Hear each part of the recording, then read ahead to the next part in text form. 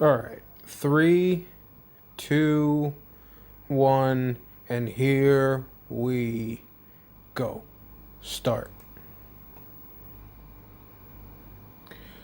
All right. What's up, you guys? Welcome to another episode of The Variety Views. I'm your host, The Variety Vendor, and welcome to another watch along as we end the Nolan trilogy with The Dark Knight Rises.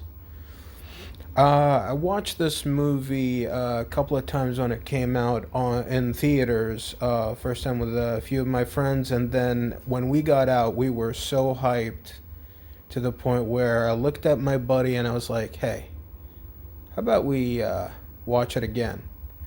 So we booked for another showing on the same day, and got some food and everything, until and got ourselves situated for a couple more hours, and we decided to just check it out again, and it was still as good, if not even better than the first time, because first time we were just pumped, and then the second time we were actually much more focused on what was going on.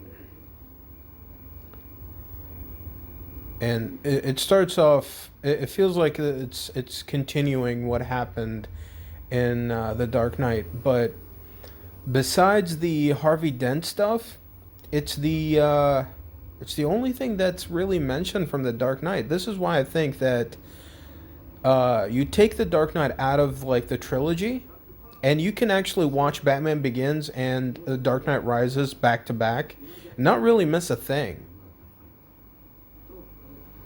They explain enough, and it's much more connected to the first one, I feel.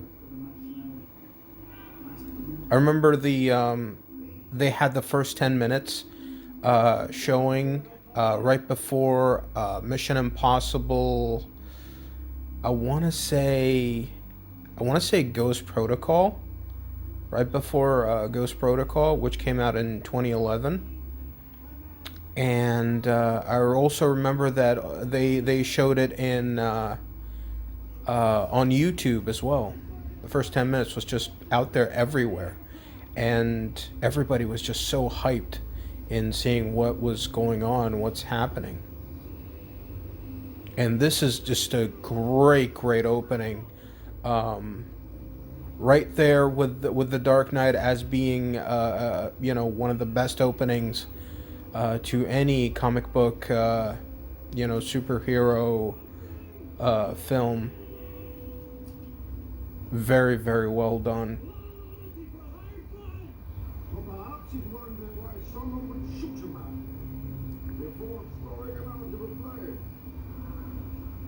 And the other thing is of course, Bane's voice. You can't not talk about Bane's voice whenever you're talking about Dark Knight Rises. It's just it sticks out. And remember watching it in theaters, and I didn't have a problem. Didn't have a problem understanding what he was saying.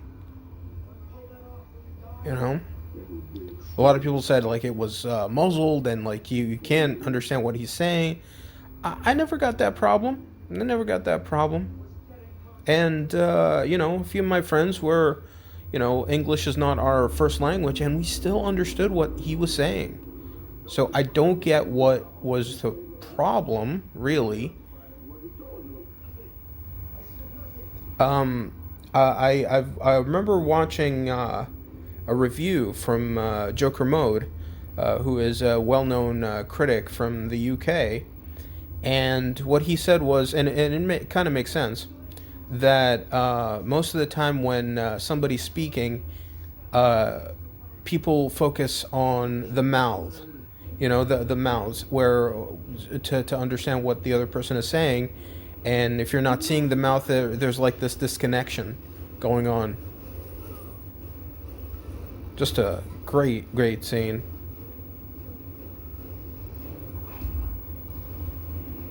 I love Bane. Bane is one of the best villains, whether it's in the comic books or here, in the movie. And I like I like how they made him different. They changed up his origin. However, I still like even by the end I was like, man, I miss the Venom. I miss the Venom. And I remember talking to one of my buddies while after we were done watching the movie, and like, well, actually, while the movie was going, I remember like going up to him. I'm like, and he's like, man, he's so badass. I'm like, oh, you haven't seen nothing yet. I'm telling you, Bane is a badass. And he knew nothing about Bane. He all he knew from Batman's Rogues Gallery is just a couple of people like Joker, the Riddler, Catwoman, but he knew nothing about Bane, and I was like, "Oh, you have no idea what this guy is about." And I thought like this whole transfusion thing maybe had something to do. And I saw the tubes, and I was like, "Man, Venom, bring in the Venom."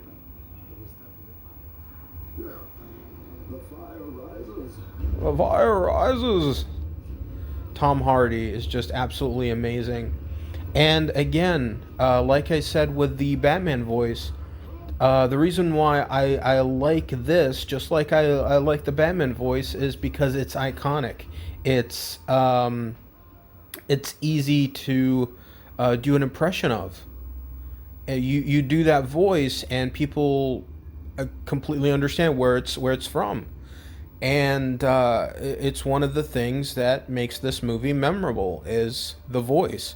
Um, Batman, you got Bane, and Joker from the Dark Knight, where it's memorable. The ticks, the way he speaks, how he enunciates certain words. Want to know how I got these scars? It's very memorable.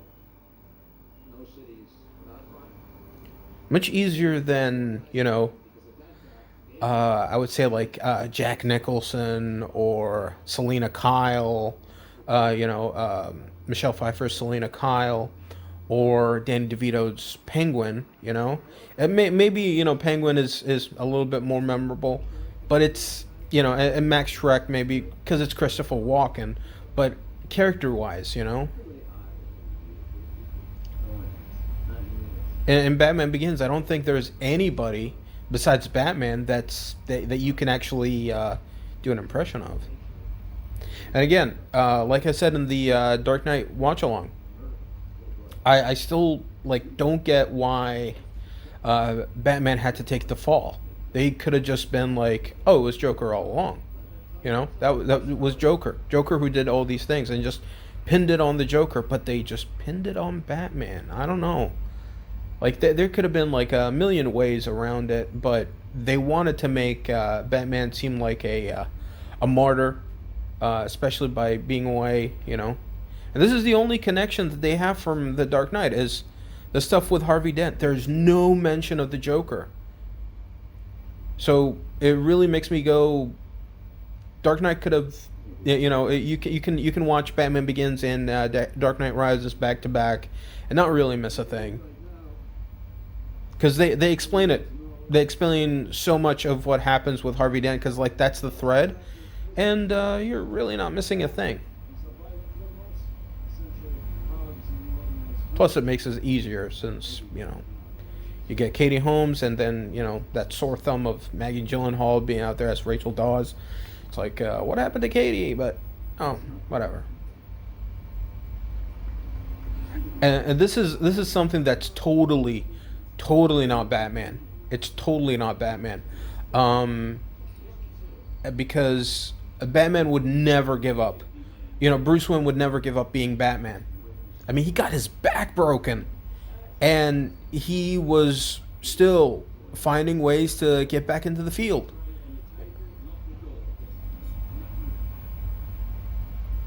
Jean-Paul Valley, I believe, who was Batman for a little run after Batman got his back broken.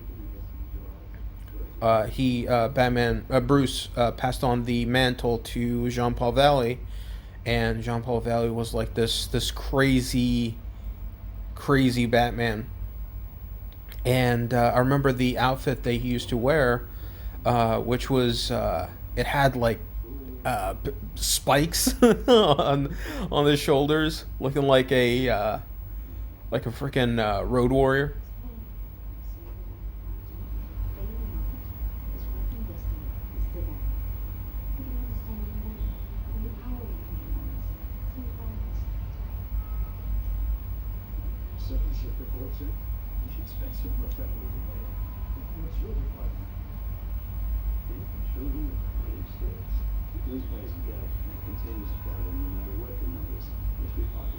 This dialogue that's going on is just so snappy.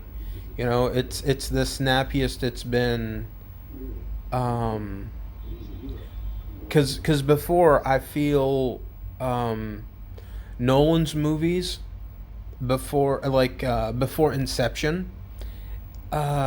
Or actually, you know what? I feel like it started here actually because before that, you know, in Inception, you had The Dark Knight, you know, Batman Begins, The Prestige, which is a very underrated Christopher Nolan flick, and a much more underrated flick also is Insomnia. I love this moment. Anne Hathaway is such a great actress.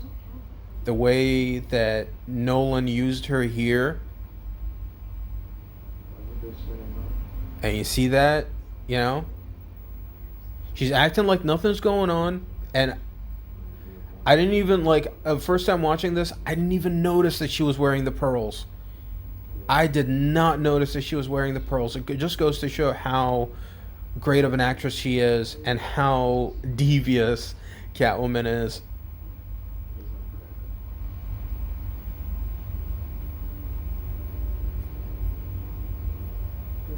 That switch is amazing, amazing, and it's not the first time though. It's not the only time actually. I should say she does this here. She does this later on, and it's just perfect. It's absolutely perfect. The way she stands, puts her hands on her hips as she's continuing to monologue. This, she is so graceful. Um, she would have been like she could have fit in any era, any Batman era. I feel, whether it's the '92 Batman Returns or even the '66 Batman, because like she plays it in a way where it's a little bit, you know, campy, but at the same time, still you can take her seriously.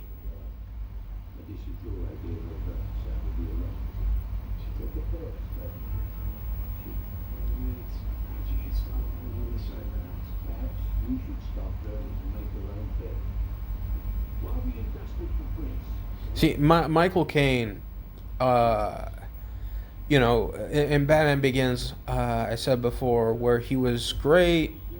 He played an important part in Batman Begins. Mr. Exposition in Dark Knight, and here it just feels like he's there just because he's supposed to be there. You know, Alfred is supposed to be there. It doesn't feel like he's playing an important part. I mean, sure, they give him big moments, but it just doesn't feel like. I don't know, and I'm not going to take anything away from Michael Caine. Michael Caine is an amazing actor, but it just to me, watching this, it just doesn't feel like Michael Caine is really giving it his all. He might be, but I don't know. To me, just it just doesn't feel right. And they still got the Batman spotlight, you know, years later. I mean, come on, aren't you gonna take it down? It's rusted old junk right there, taking up space.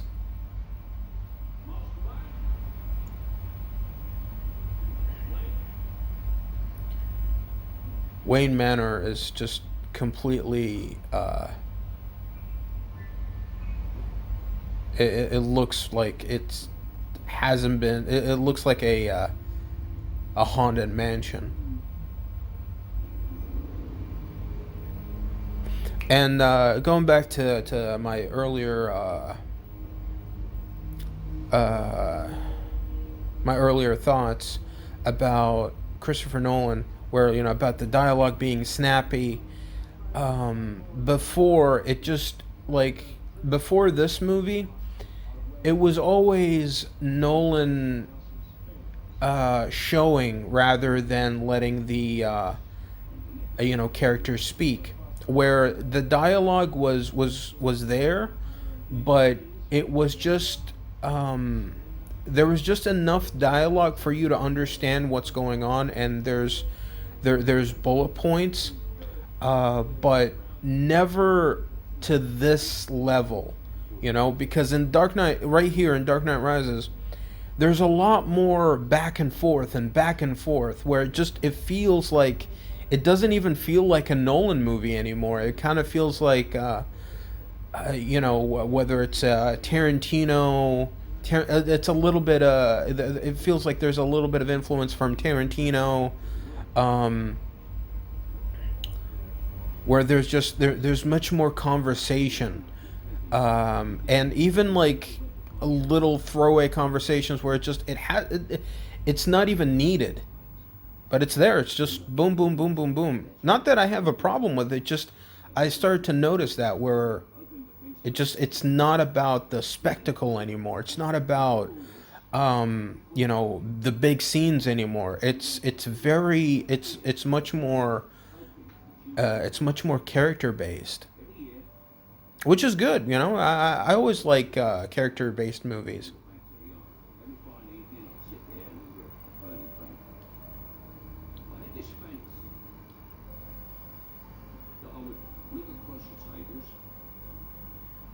It feels like Nolan here just said to Kane, "Hey, look, I'm gonna give you a bigger, bigger moments." And some of the scenes, it does look like Michael Caine is trying, like this scene right here, but it's just, man,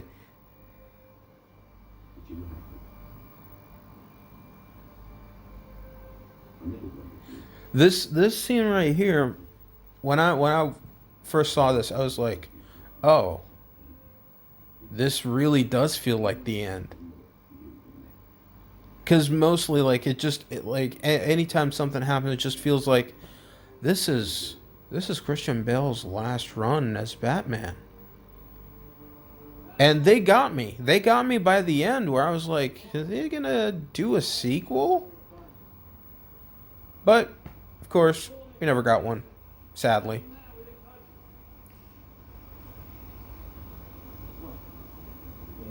Joseph Gordon-Levitt. Um, I remember back in I think it was '01. Um, and a couple of years later, like it went in like '03, '04. I started reading much more about Joseph Gordon-Levitt because I started to enjoy his movies, and I always see him in like the background and stuff like that. I'm like, this guy has something. And I would watch his movies. He did like a bunch of indie movies. There was like this film noir esque type of indie movie that he was a part of. I think it was in, if I remember it correctly, it was in black and white, and it was supposed to be like this high school drama type of thing. And he did another movie where he was like a male escort, and they were excellent films. And I remember reading about him being in like some sort of convention or something, or even an interview, and he just said, like, he pretty much said, like, from now on, I'm gonna be in nothing but good movies. And dude was right. I've yet to see a bad a bad Joseph Gordon-Levitt film.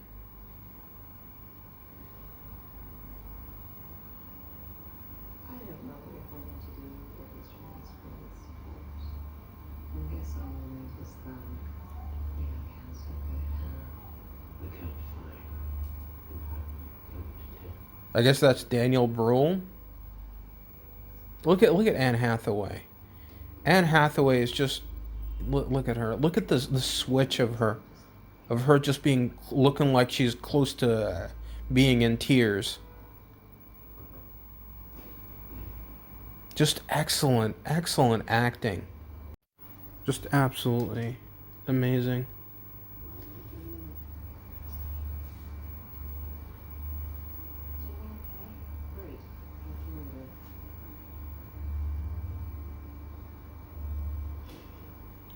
Reminds me a lot of Year One, where Selena Kyle does also in Year One have, um, somebody by her side. It was a girl by her side, but I don't know if they were lovers or she was just. It was just a friend, like a protege that she had.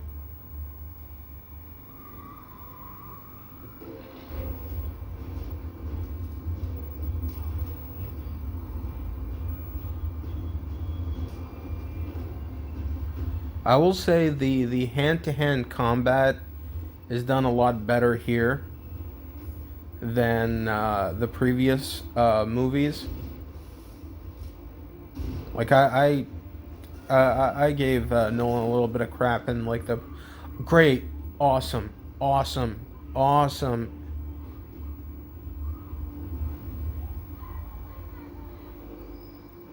Look at that. Anne Hathaway's just absolutely amazing. Her switch is just so great.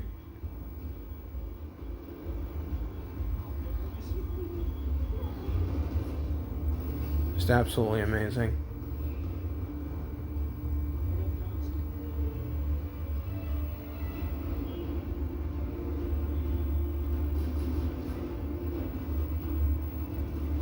It, it reminds me a lot of like La Femme Nikita, uh, Hannah, 2011's Hannah, um, also Anna from I think 2018.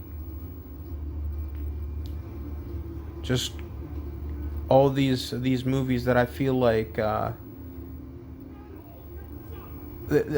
mostly they took a lot from La Femme Nikita, where they just play all these characters and just so effortlessly.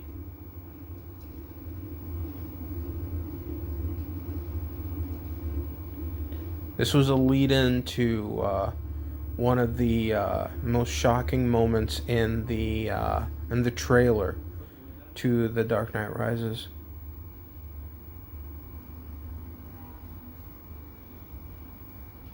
I remember I remember one of the things that was talked about leading it into The Dark Knight Rises, in a few interviews and stuff, that the Penguin was supposed to be in this movie, and he was supposed to be like an arms dealer, but that idea, the character completely got nixed.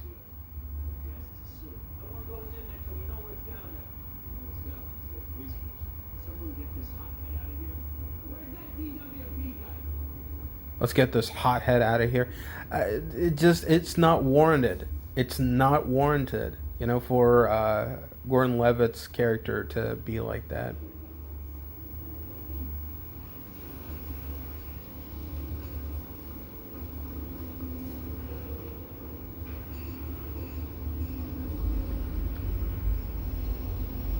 And going in, when like seeing Joseph Gordon-Levitt as a cop and everything, and him being in the midst of everything, I had a feeling like he was gonna be Robin, you know. Definitely not gonna be like a Harvey Bullock type of character, but definitely a Robin. Oh, look at that! Look at the back, and look at the attention to detail on Bane, like the scars on the back. Like he got his spinal cord you know, just be destroyed.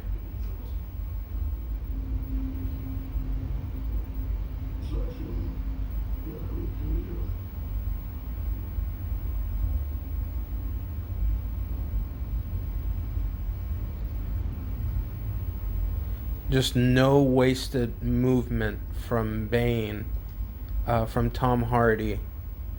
He's always doing something. He's never just standing there. That's what I love about Tom Hardy. He's like, he makes every moment that he's on screen mean something.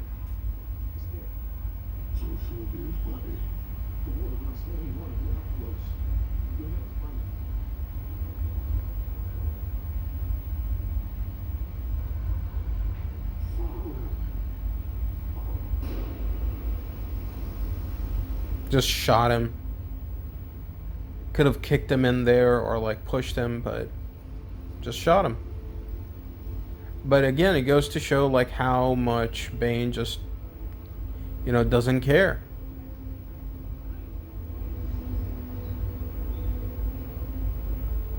But I don't think it was right for him to shoot him. I don't think that would be what Bane would do. He would sacrifice, for a cause, like we saw in the opening, where he's like, stay behind, brother, you know. But he wouldn't like kill. I don't think he would kill, like just like that, just shoot the guy. He would just push him in there and just like, go find him.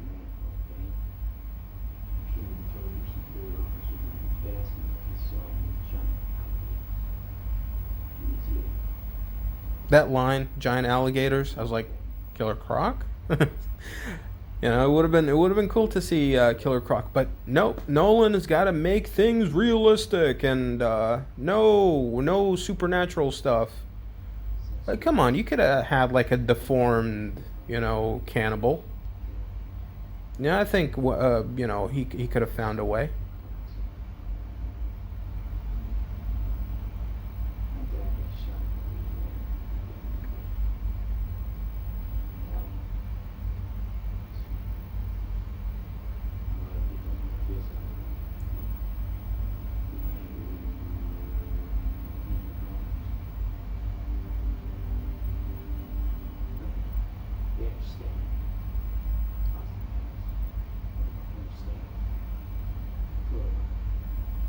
He has a lot of the characteristics of pretty much all the Robins. The the calmness of Dick Grayson, the the putting himself on the line, just like Jason Todd, the fearlessness of Jason Todd, and the I would say like the guy that looks up to Batman, kind of like Tim Drake, where the guy that idolizes Batman.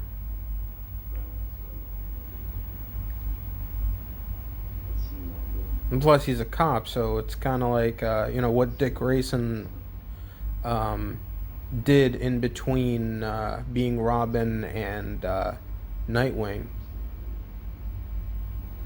However, things just when it comes to the comics, it's just like all over the place because it's like he was Robin, Teen Titans, and like when did he become a cop? It's like it's all over the place.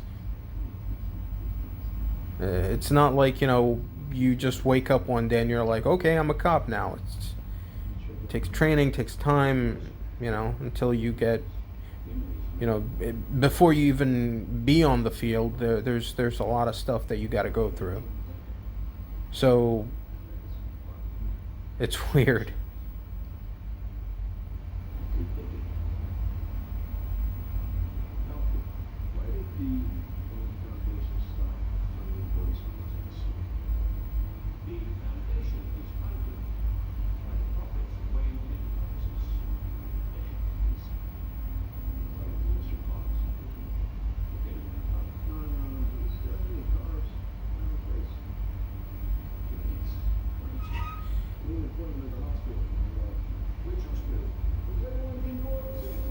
That's the thing with Batman is like with Bruce, it's like he pretty much lost all the money. But don't you have anybody that's working on Wayne Enterprise? Like he not only gave up being Batman, he also gave up on being Bruce Wayne. And it's just he got so disconnected from the world, yet he was having parties and soirees in his mansion, but he would lock himself up. It's like, why would you have the parties then? Why would you allow people to come over?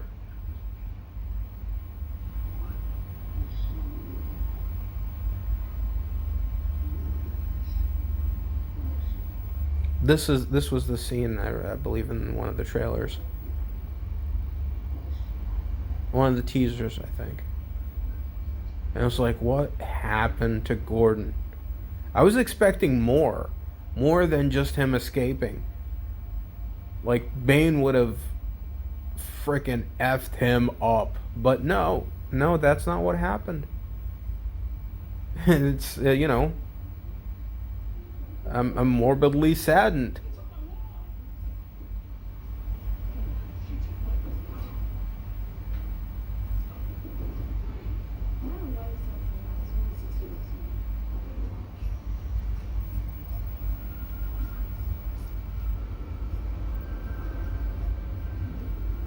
That I just Anne Hathaway is such a great actress. Again, I can't say it enough. And in this movie, she really shows it.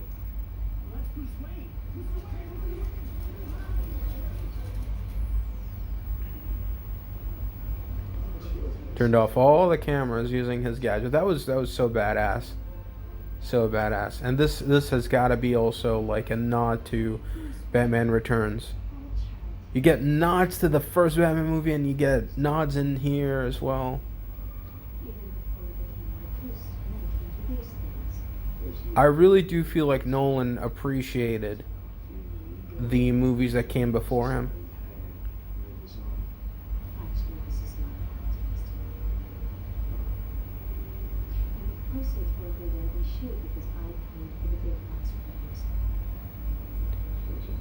And Bruce here, Christian Bale looks withered and beaten down. And the thing is, he actually put in a little bit more weight because before this, I think he did. Was it Out of the Furnace? I want to say Out of the Furnace. Or was that in 2005? I know he did The Fighter. He did The Fighter where he was super skinny in 2010. And not sure. I don't know if he did anything in 2011. But he did The Fighter in 2010, end of 2010. It came out at the end of 2010. He was super skinny in that. And I think he won, whether it's I think it was an Academy Award for Best Supporting.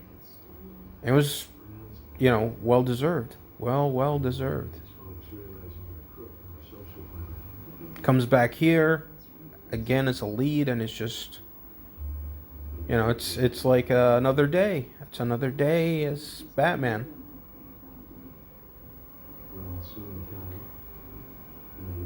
As far as the narrative goes, it makes sense. This whole thing makes sense, much more so than in The Dark Knight, because in The Dark Knight Bruce felt like, Batman felt like, he can give up at any moment's notice. So this was just expanding on it. This was just him expanding on it. So you can't really fault this movie. It's mostly like what happens in The Dark Knight.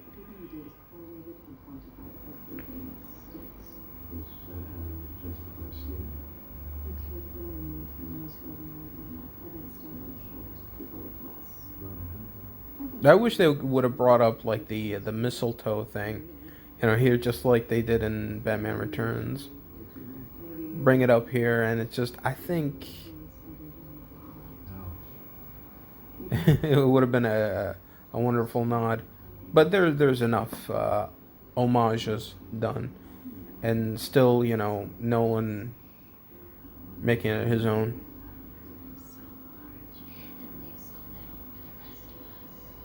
See that with her whispering, it's so Michelle Pfeiffer. It feels like she is channeling Michelle Pfeiffer in some moments, but still making it her own. Definitely one of the best characters. One of the best characters. Um, comic book characters I've seen.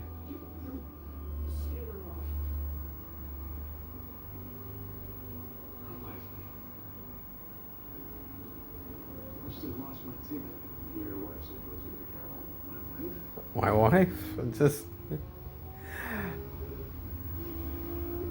I think this movie has the most. It not only the most quips, but also the most humor.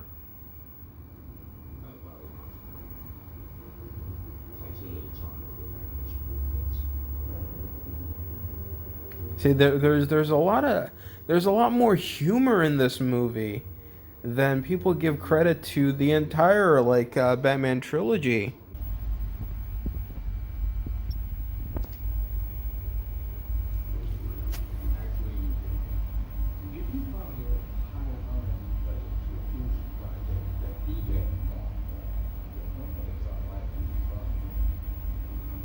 Morgan Freeman still overseeing things.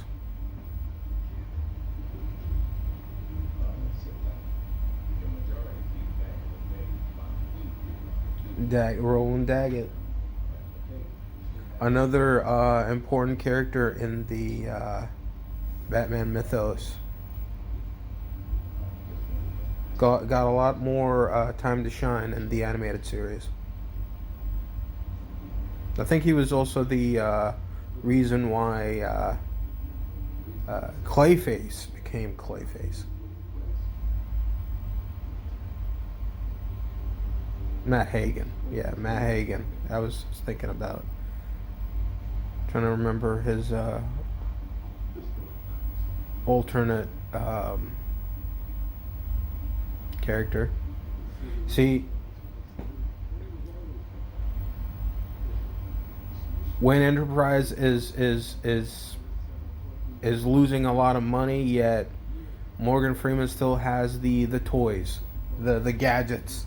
He's still Bruce Wayne's Q, just like James Bond.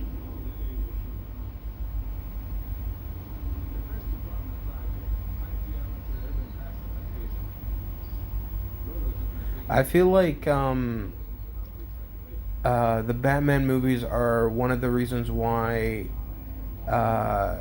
James Bond was brought back into the spotlight because of how I really do feel like because Casino Royale came out in '06, and it feels like they started to like the Batman movies and the James Bond movies kind of carried each other. Casino Royale, Quantum of Solace, and then Skyfall, which came out the same year as the Dark Knight Rises, and both were like the highest grossing of their franchises.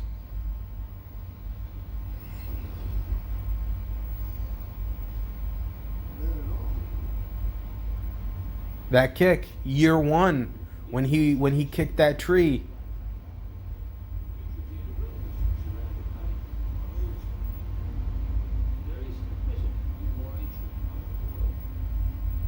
Again, freaking exposition. It all started in the Dark Knight. The stuff that you don't like in Dark Knight Rises started in the Dark Knight. Talk about the gravelly voice. It started in the Dark Knight. Batman Begins, it was much more subdued. In the Dark Knight, and then here it's much more. And look, I have no problem with the Batman voice. I always I've said that since, Batman Begins, when I was, during that watch along. I said, like, the voice matches, who Bruce Wayne is trying to be. It's like there's a lot of anger. That's why it's gravelly. That's why it's just it's like a growling tiger. This man is everything that you say he is. In the city. The city needs Bruce Wayne. The resources, These somber moments between Alfred and Bruce, it just feels like text speech that you would see in like an RPG in the old Nintendo games. It's like, are you sure you want to do this? And he just throws at him the consequences of his actions, whether it's good or bad, and then Bruce goes back to him, and then Michael Caine is like, Confucius say, it's like, come on. The whole point of Bruce being Batman is him figuring things out on his own. That's why he's a loner. That's why he's the most overworked person in Gotham. Another absolutely great scene. And this is something that I love about The Dark Knight Rises, is that the story never veers off into other things. It's concise. You don't spend too much time away from Bane. And right here we're back to the main plot. In Batman Begins, you had the stuff with Falcone and Scarecrow. In The Dark Knight, you had the stuff with the mob and Batman not really, not focusing on the main villain. But here, we're about 40 minutes in, and we're gonna get the first meeting between Batman and Bane.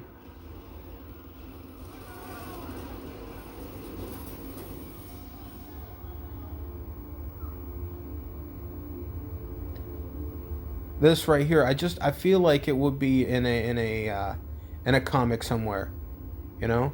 Just it feels so right for a comic. I can imagine the panels.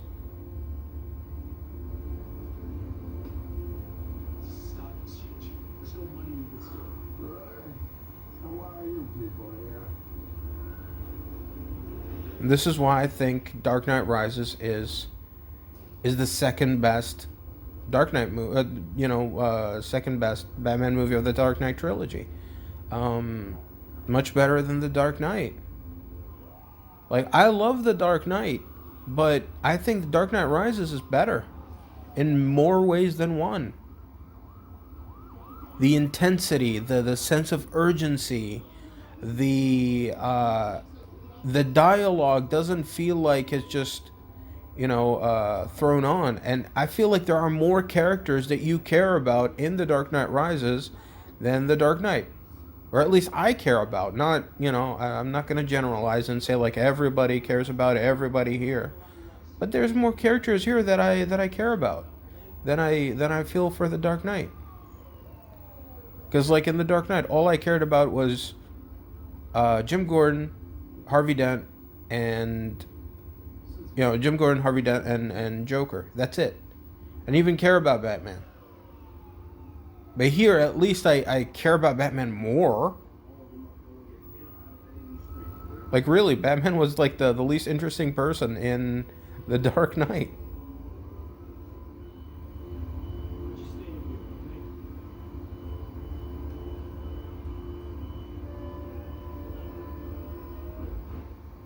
How much longer does the program need? 8 minutes. Time to go home, man.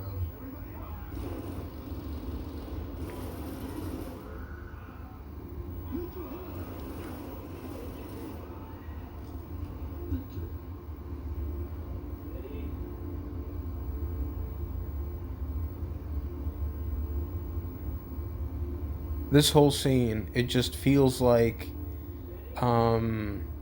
again, it just feels like much like in The Dark Knight during the car chase scene. It's very much like Michael Mann. It feels like a Michael Mann movie.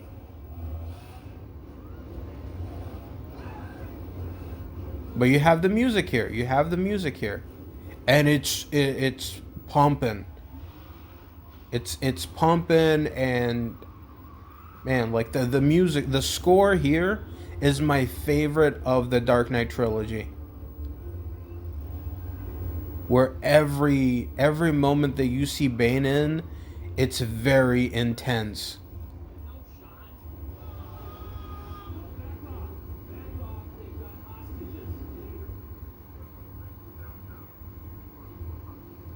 And you see, like, in the Dark Knight, it was Jim Gordon leading the charge. It's like it's always Jim Gordon's crew that is much that is very the ones that are very you know productive.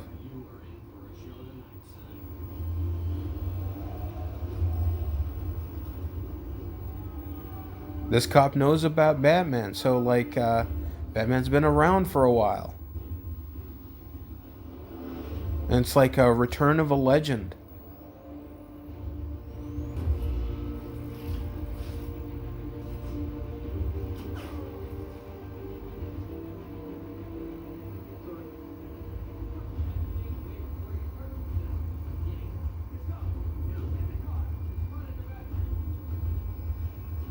The other cop knew about Batman, and it's like, well, last time Batman was around, y'all were after him.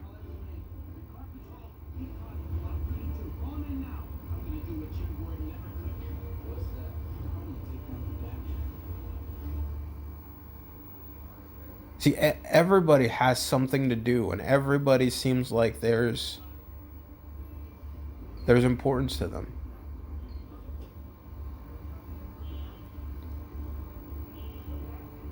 I love the goggles that she when she puts them up. It's like cat ears.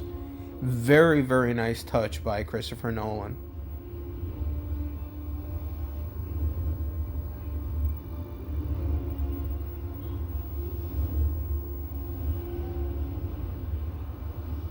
And I don't know if it was like a Nolan call. It could have been like a David S. Goyer call or a Jonathan Nolan.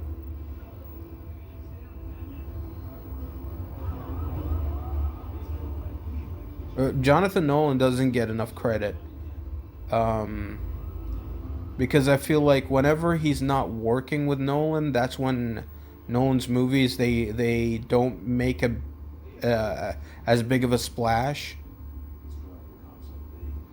When the Nolan brothers are working together, that's when like magic happens.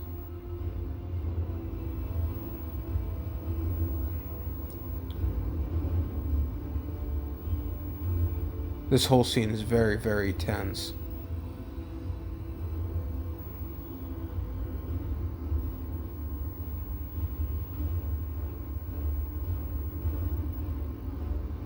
And they're still working with plasma TVs. It's like, man,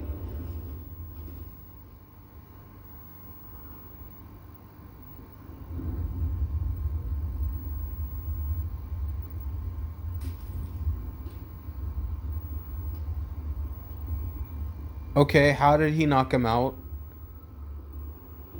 He just punched out the glass off his helmet. And it wasn't like, a deep punch. But okay, I'll take it, you know? He was shocked.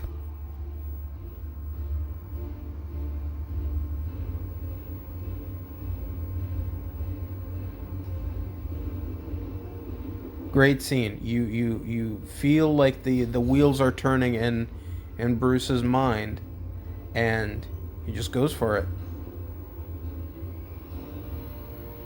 Awesome. Awesome. Way better than the Tumbler. Way better than the Tumbler. Because at least, the smaller the vehicle, the stealthier he is.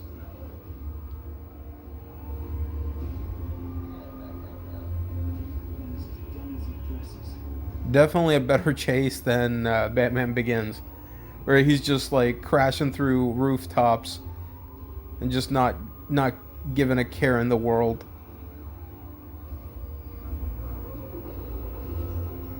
Awesome.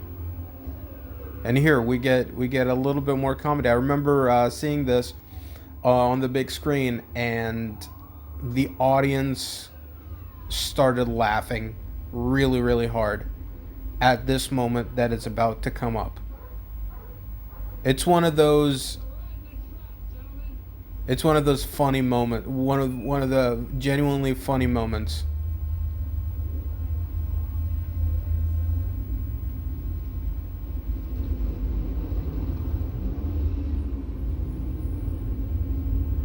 Of course, you gotta have the hat flying off.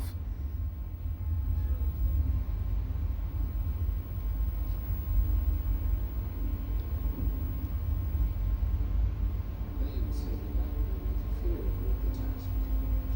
What about the moon? He said, and I quote, "Pretty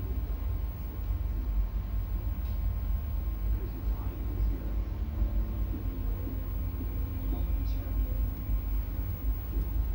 And we're about 50 minutes in, and already we had so much going on. We had so much going on. We had Bane um, interacting sort of with Batman, because in that car chase, and we had Catwoman, Selena Kyle interacting with Bruce twice.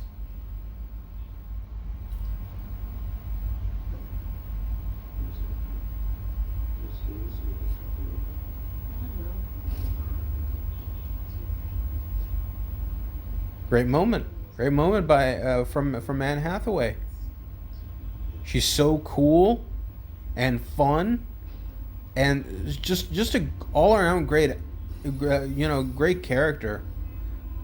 Like, this is the Catwoman movie that I wish that we would have gotten in 2004. Not that Halle Berry movie, although that's a movie that's a guilty pleasure of mine. It's so wacky, and insane and absurd, and it's such a garbage masterpiece. But I'm telling you, like, if Anne Hathaway had her own spin-off as Catwoman, I think it would have been just absolutely amazing. It could have totally been done. 2014, 2013, like, have her and the villain be like Penguin or Poison Ivy. I think it would have been great.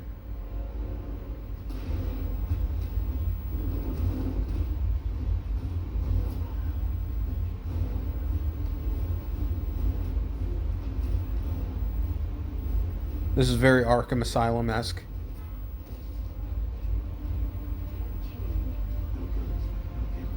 No guns, no killing. So Batman. So Batman. But still, Bale sucks. He sucks at fighting. I don't know. Anne Hathaway's right there, and she's a better fighter than Christian Bale. And Christian Bale was in frickin' Equilibrium. I have no idea what happened with Batman from Equilibrium. With Christian Bale, I should say, from Equilibrium up until the Dark Knight trilogy. But hey, it's the direction. And see, we got all three main characters meeting up: Catwoman, Bane, and Batman.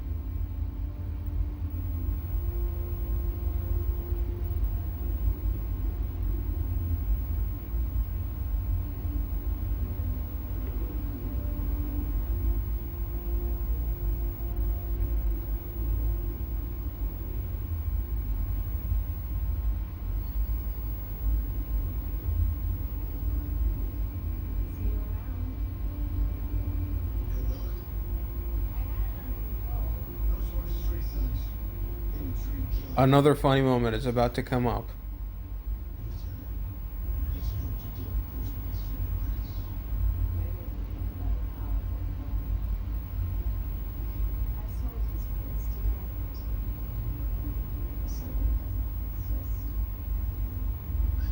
For being in a tall building, it's it's the less amount of wind I've ever seen being in a tall building.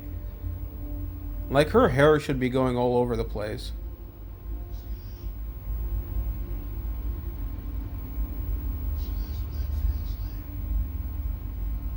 Great moment. Great moment.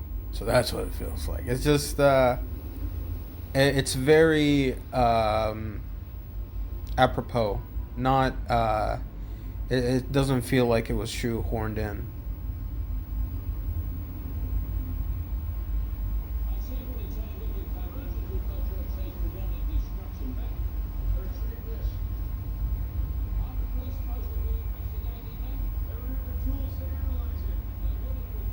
I always loved that look of maskless Batman, where it's just the suit without the mask. I always loved that, even in action figures.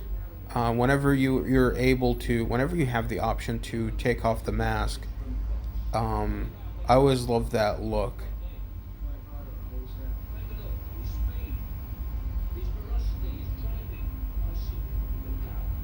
Michael Caine's just given a play-by-play to a frickin' boxing match. It's like, look at his speed, look at his ferocity.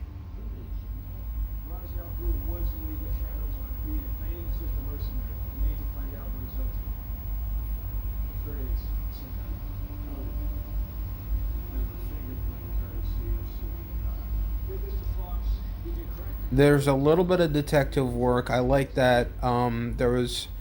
There's a little bit of detective work in The Dark Knight, but what I didn't like in The Dark Knight is like everything just fell on his lap.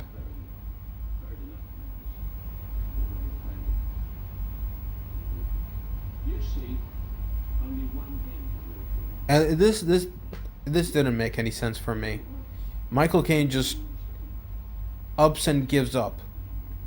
Like this is really the straw that breaks the camel's back? Like really, is this really the final straw?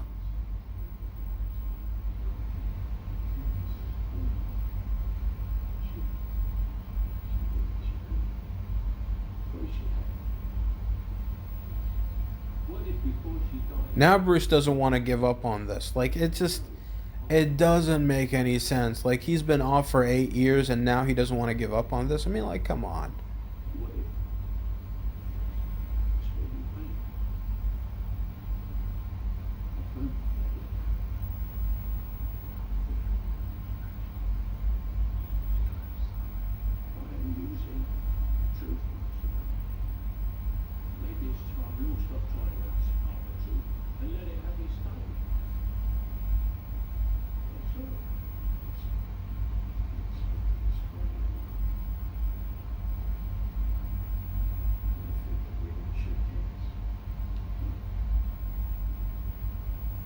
Those two are putting all their heart onto this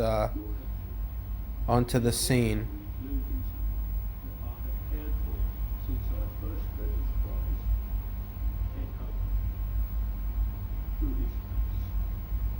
And you feel for Michael Caine. You feel for Alfred.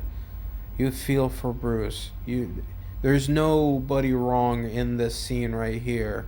There's no bad guy. There's no good guy. It's just real people. But at the same time, it just does not feel earned. I mean, yeah, you feel for it. You're like, man, they're in tears, and it's just they're acting their asses off, but for the wrong direction, the wrong type of dialogue. Like it shouldn't have escalated to this point this early in the movie. I mean, yeah, we're like about an hour in, but still, like we still got like an hour and a half left.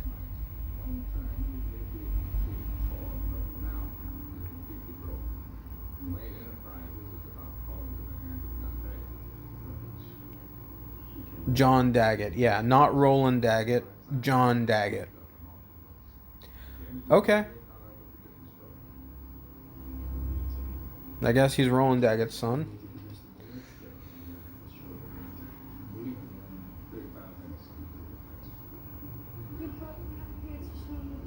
Morgan Freeman, Lucius Fox just absolutely sucks at his job. He just proved that he was the wrong person to run the company.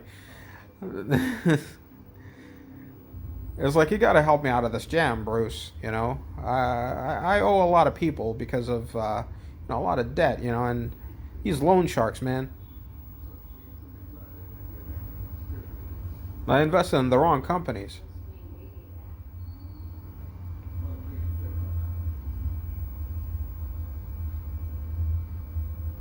I invested in AOL, and it's no longer a thing.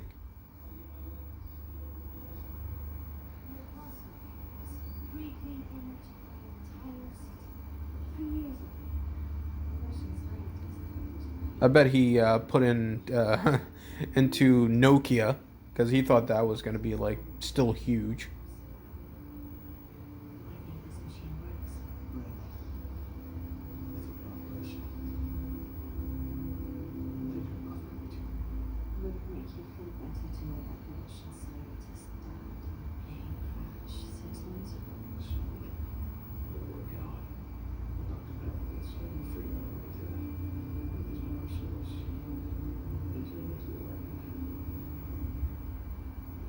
And that's why I'm giving it to you, because I trust you. Because why?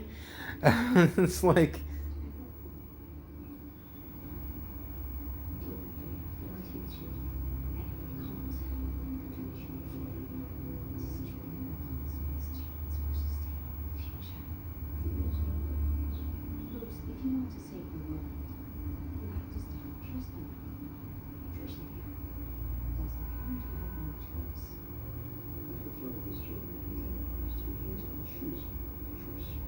it's I, I don't know. Bruce trusting a person with something so big like that could easily, I don't know, doesn't feel right. And the other thing is, like, usually Batman, before he even begins to trust anybody, and this is not a year one Batman.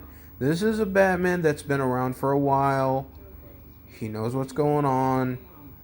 You'd think that he'd have a contingency plan for everything, just in case something happens, like a certain somebody knifes him in the back. He would have like a backup plan. But nope, none of that. None of that. We don't get that. We don't get freaking Tower of Babel Batman.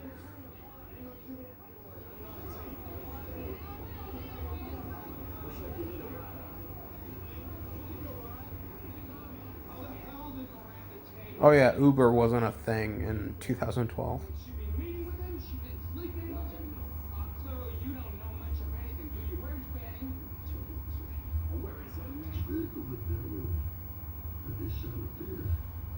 Bane is absolutely just awesome.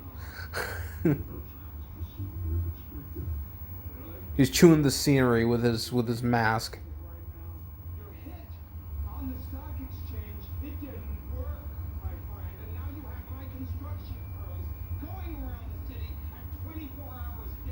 It reminds me a lot of like Sam Rockwell as Justin Hammer in Iron Man 2. And Bane is like Mickey Rourke, Whiplash. But not as threatening. Bane is way more threatening than Whiplash for sure.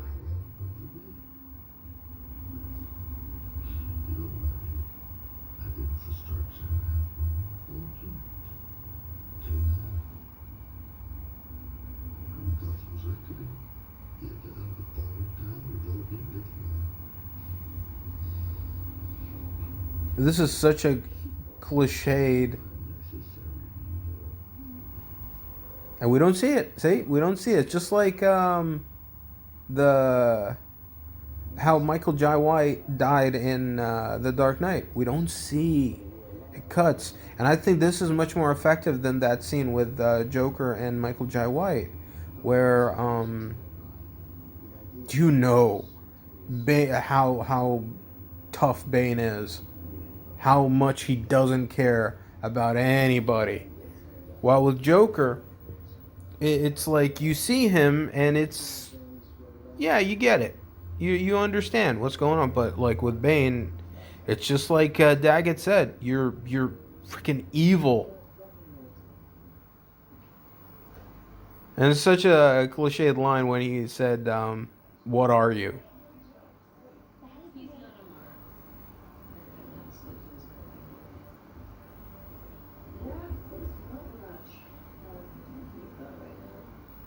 Yeah, I got Bruce Wayne sleeping on the couch. It's as ridiculous as I got Batman in my basement, which was an actual episode of Batman the Animated Series. A fun episode. It was a fun episode. That's what I loved about Batman the Animated Series is that it can go campy in one episode and completely serious the next and not miss a beat. Much like the Nolan movies, I feel like one scene it can be campy and it can be funny, and then the next scene is completely serious because it never goes over the top. It never goes over the top with the campiness, and it doesn't go over the top with the seriousness. It goes at a very even. It has a very even flow.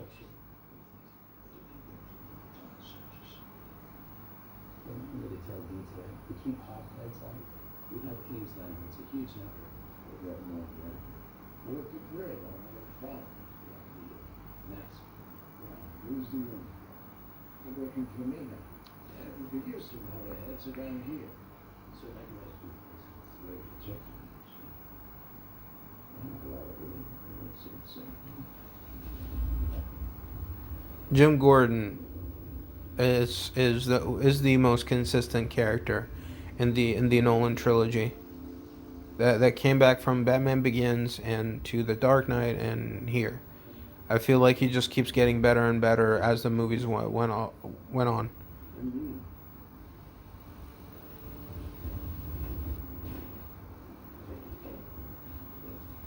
Well, you didn't like me for my money. It's not very good, Scott.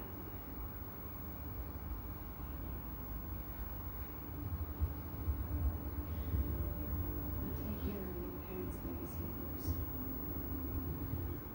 Who's this? There was and it's the Maggie Gyllenhaal. It's not Katie Holmes. It's Maggie Gyllenhaal.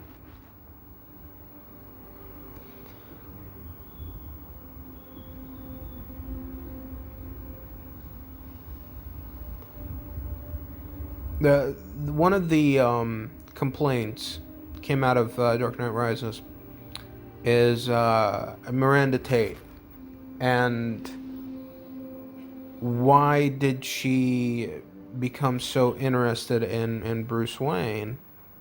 Like she could have turned on him here because she had everything from Bruce, and Bruce pretty much lost everything.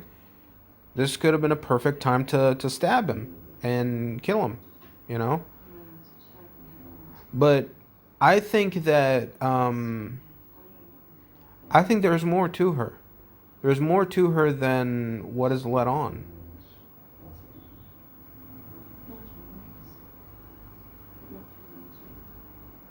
Scar, it's see those little drops that Nolan is a master at that. He knows to reveal bit by bit, you know, not give you everything right away.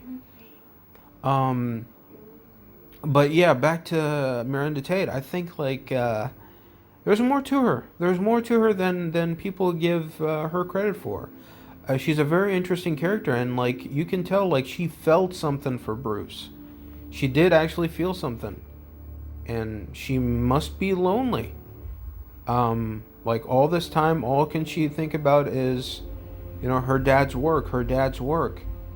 It does get lonely after a while. You're mostly around, colleagues and people that you consider your family, So you can't really have a romantic relationship with any of them. And the closest person that you've gotten with throughout those years is Bruce, and him saying like he trusts you and all that, and you let your guard down because he let his guard down in front of you. So you feel like, okay, all right, we can have something there. And not just that, but I feel like she also, I kind of thought like, okay, that, and plus so that he doesn't figure out my plan. Love that. Great scene. Call back to Batman Begins. I love that. This team up is awesome. This team up is awesome. I love this. Way more than the hand-to-hand combat. The stealthy stuff. I love the stealthy stuff. Now Catwoman turns on Batman.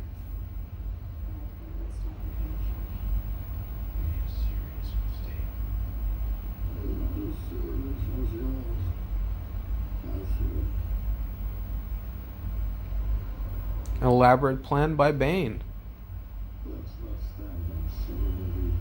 Cause like every time it was Batman getting away or Bane getting away because he had better plans. But now it's like, hey, let's do this. Let's fight.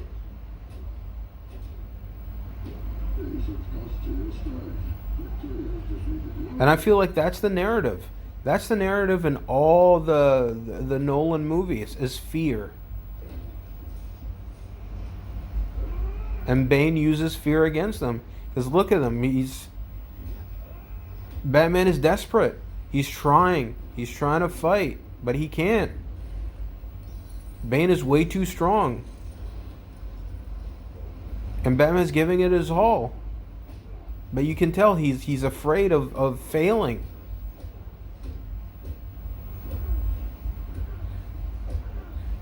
He's losing the grip off his city.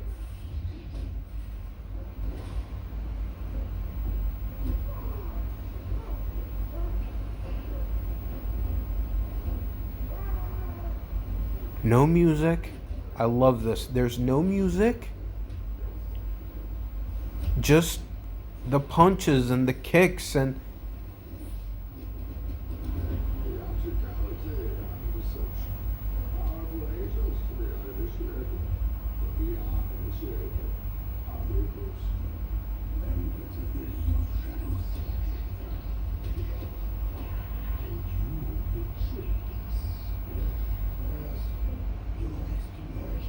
the toughest villain, the scariest villain.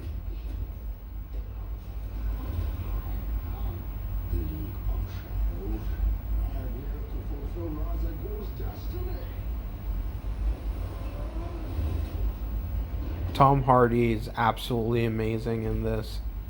Newsflash, Tom Hardy's great. But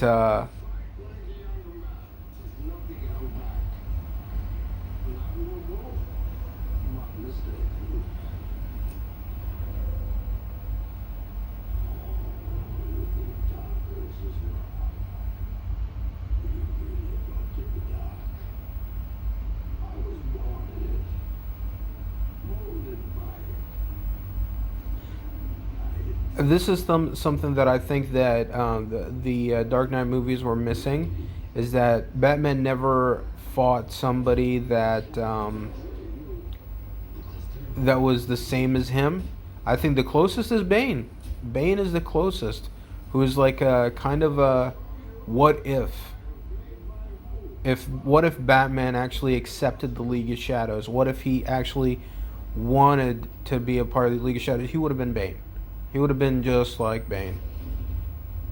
Maybe not as screwed up, but both of them wear a mask and both of them believe in something so much that they're willing to die for it.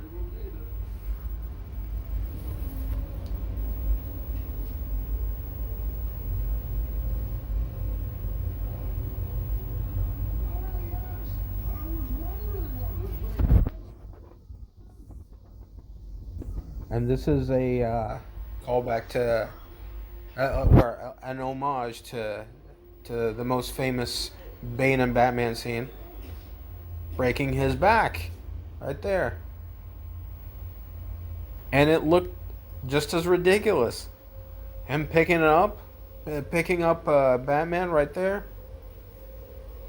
He kind of looked weird. You know, you can tell there are wires used.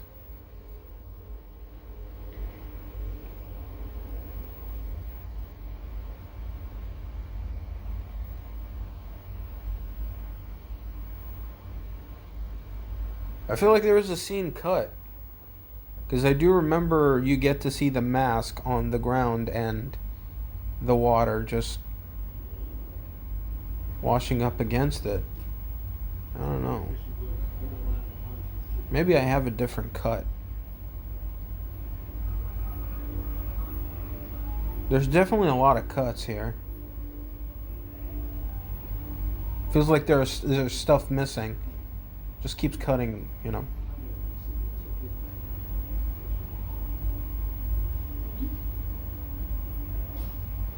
Boom. She wants to get out of Gotham as fast as possible. So if you was a congressman, guess what? Hold up. Listen, Chuck. We've made some mistakes.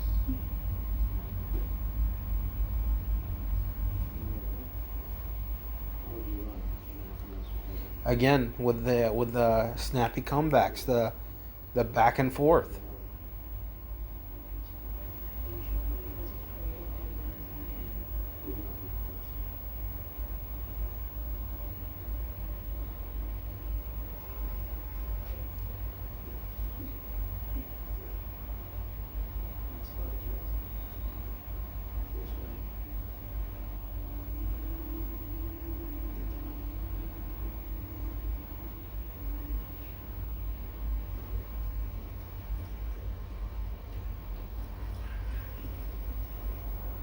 What I would have done was, as they're conversing, and every time they say something, it cuts back to Bane pummeling Batman.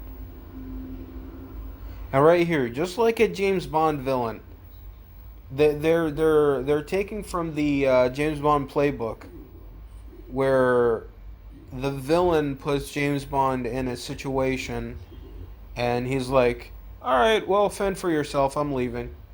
Just like a James Bond villain.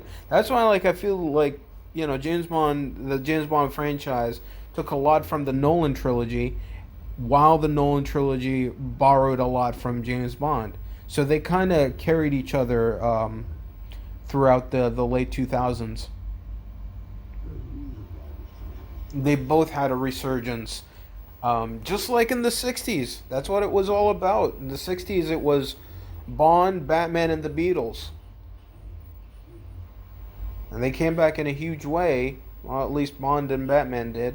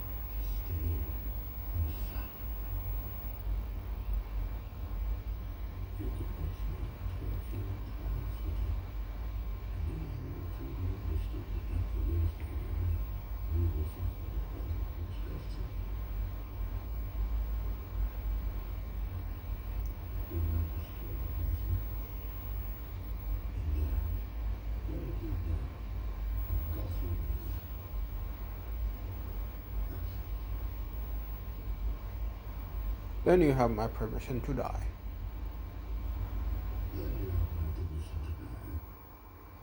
Just badass.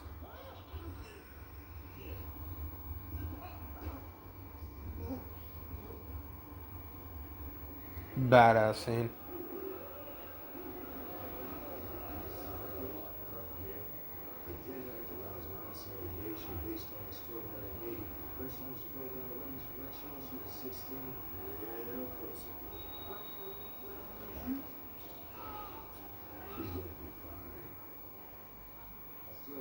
Just Anne Hathaway is just absolutely awesome. She did whatever Doug was not for him. I would have enjoyed us, Chair, President. All I need now is one more ordinary board member. Would you? No, I volunteer. Where are you picking?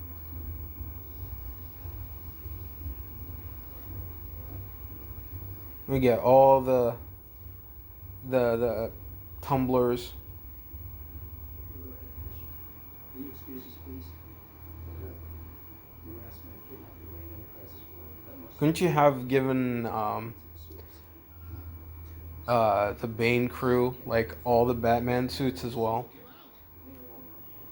So it's January says.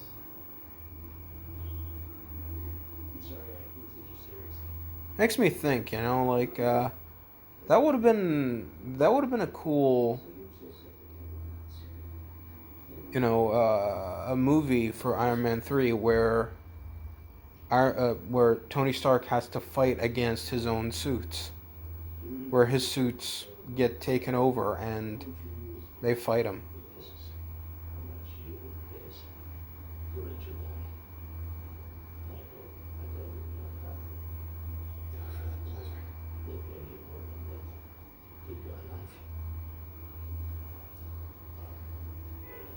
Yeah, just chips and drops of water. I guess stale bread.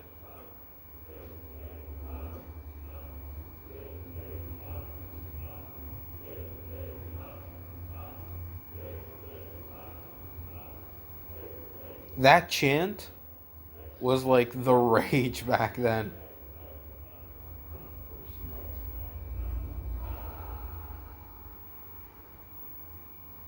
Ooh. And you didn't need a drop of blood to feel how crazy that was. Watching that on a big screen is just, I remember like everybody, including me, going ooh.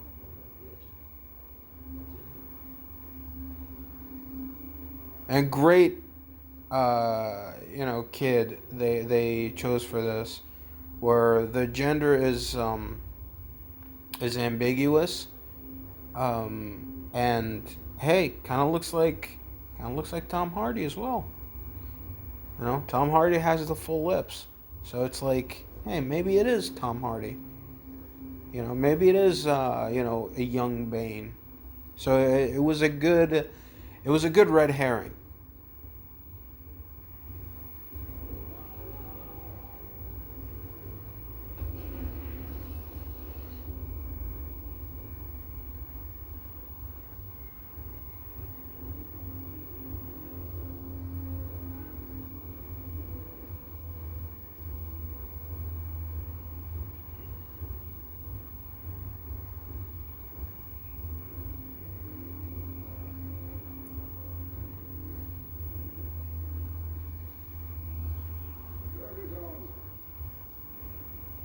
And of course, the most deadly weapon was taken by Bane. Of course, no contingency plan from Batman. He's so trusting in this movie. He trusts Miranda. He trusted Lucius Fox with his company, even though that happened in The Dark Knight, or actually, end of Batman Begins.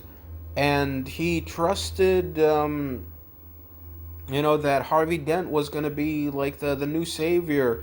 He trusted, he trusted Catwoman, and he keeps getting betrayed over and over again. Unbelievable.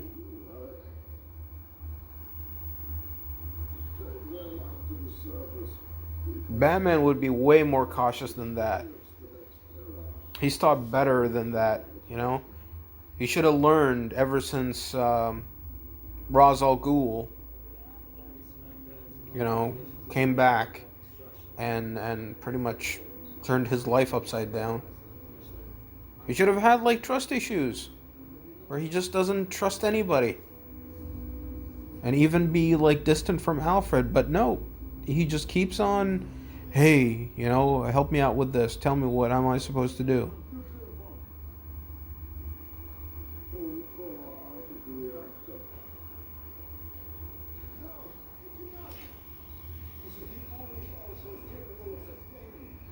I love Christian Bale as Bruce Wayne, but man, By my calculations, and for the sake of your children, Dr. Bravo, indeed, I hope it does.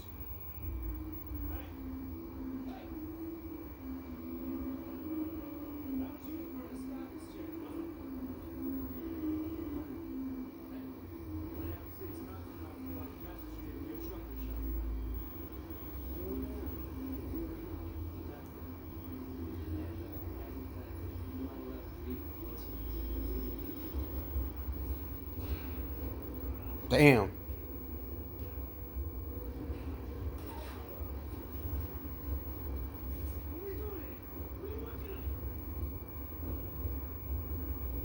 So I guess that bullet ricocheted, hit him in the back.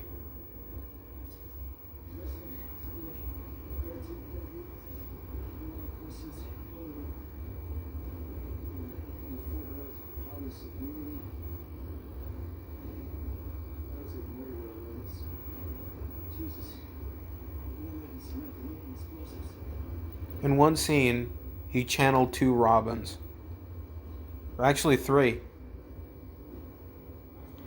The deducing abilities of Richard Grayson, the hot-headedness of Jason Todd, and then realizing what he did was wrong, just like Tim Drake would, where he knows that's not the right thing to do. So, three Robins in one scene.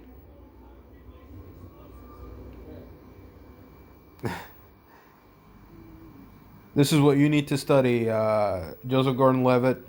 You know, learn more about Robin because you're going to be playing a Robin-like character. Oh, which one? All of them. There's a ring around the tunnel. They're gonna blow it and trap the cops underground.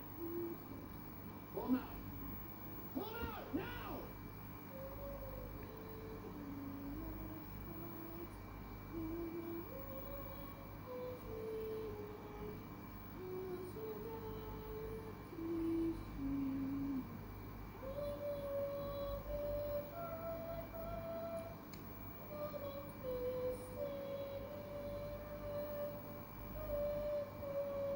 That's a lovely, lovely voice.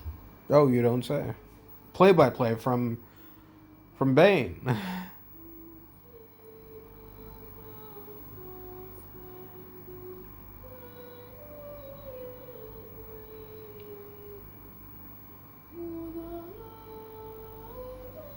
No wasted movement. I love how when it gets tense, Nolan knows how to build up,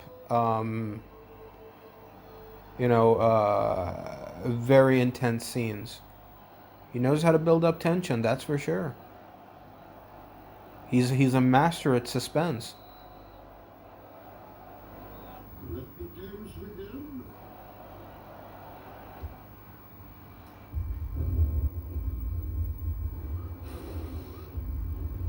Bane could have waited until the game was over, but he's like, no, no, I'm gonna ruin your game right away. I don't even like football. The only real football is what you call soccer.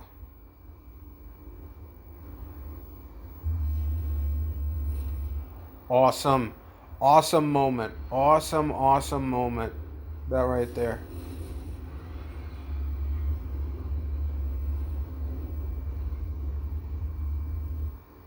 Remember watching the first trailer for Justice League, and that cyborg scene reminded me a lot of this scene right here. With the football field being the football field exploding or imploding,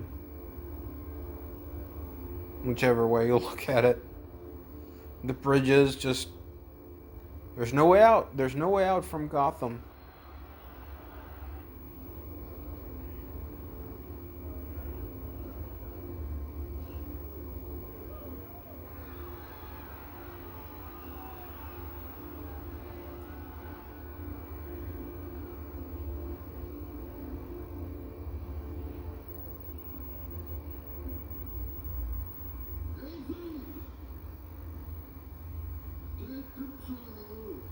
nobody has taken Gotham, taken over Gotham as much as Bane has. More so than the Joker. More so than Ra's al Ghul. Bane actually, he's pretty much won at this point, you know?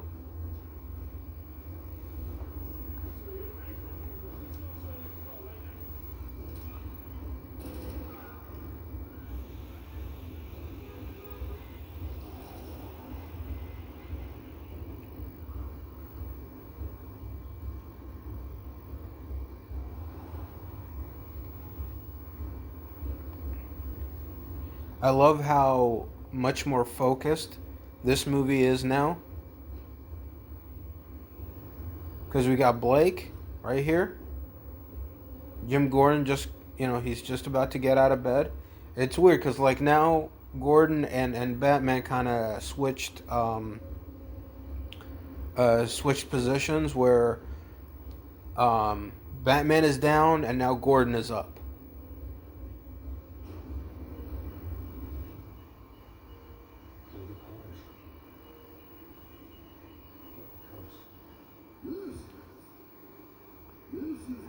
This is the kind of the thing that I would love to see in, like, Gotham PD, where there's this camaraderie going on, where Gordon has a protege.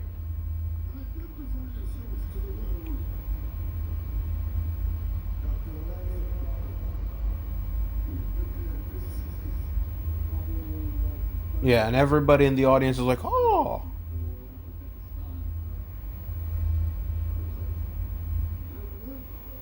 We know who that is.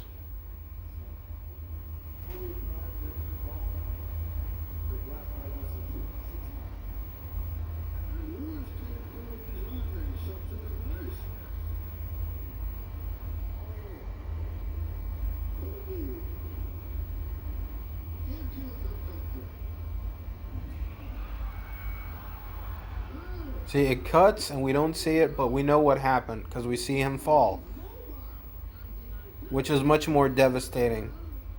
And I'm glad, like, the Nolan movies never got an R rating because it never needed it.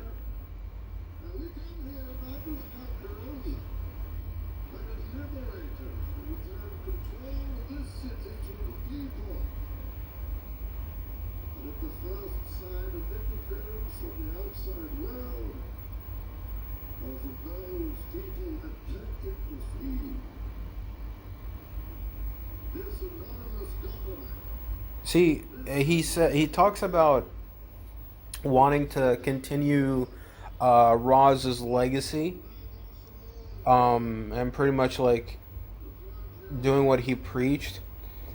But Roz would have just gone for it, like, not had so much stalling. But hey, it's it's part of being a villain. You gotta have the speech. You gotta stall. You gotta make it interesting. Sometimes the build up is much better than the payoff. So you gotta milk that build up as much as you can, just in case the payoff doesn't pay off. Just like, what happened in The Dark Knight. The build up was great. Everything, leading up to the third act was great. Then you get to the third act and it's like it falls off a cliff, like, really, really freaking hard.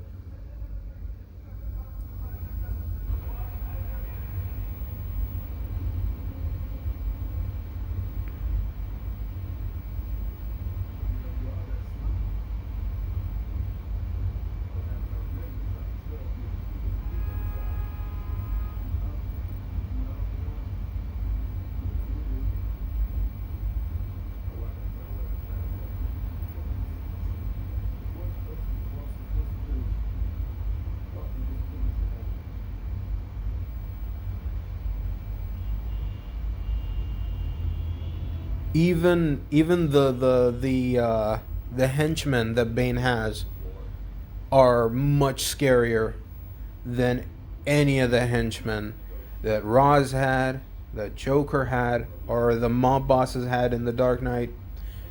It's like the ones that are supposed to be menacing are freaking menacing, and the ones that are supposed to be good people are really good people. Or at least the intention is there. You can't win them all.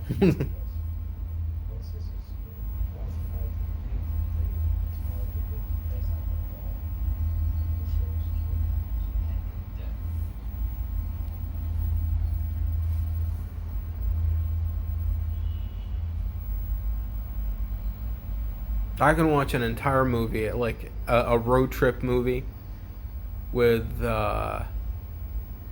Joseph Gordon-Levitt and Gary Oldman, just being in a car and just having a road trip. That'd be interesting. That could be like a bottled episode. If they ever do like Gotham PD with Gary Oldman and Joseph Gordon-Levitt, because I still think, Gary Oldman's the best Jim Gordon.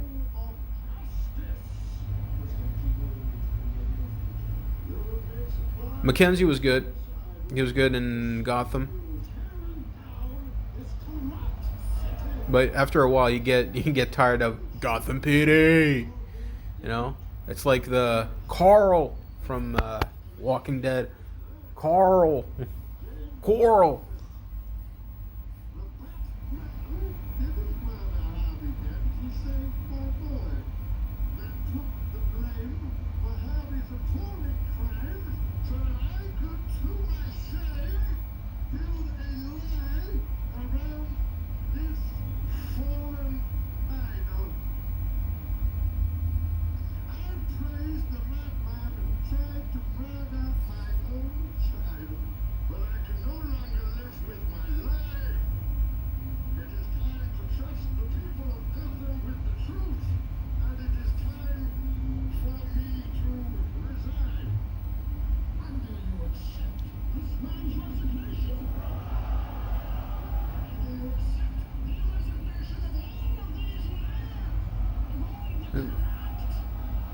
Everybody's like, yeah, we accept it. Is that the answer that Bane was looking for?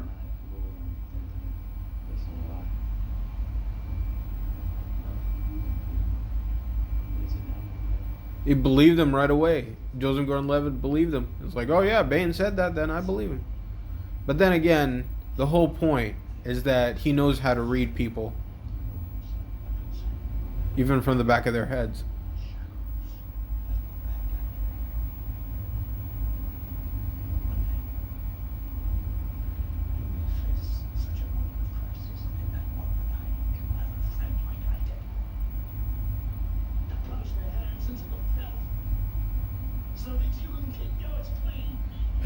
His accent just goes back and forth. Gary Oldman's accent just keeps going back and forth. I wish you had a friend like I did. It's like his English accent is just it's kicking through. But hey, that's passion right there. Him just being passionate about his role, and he just gets lost into it. That he kind of feels one with that role. And isn't that the whole point of acting? Is that you need to embody the character that you're portraying?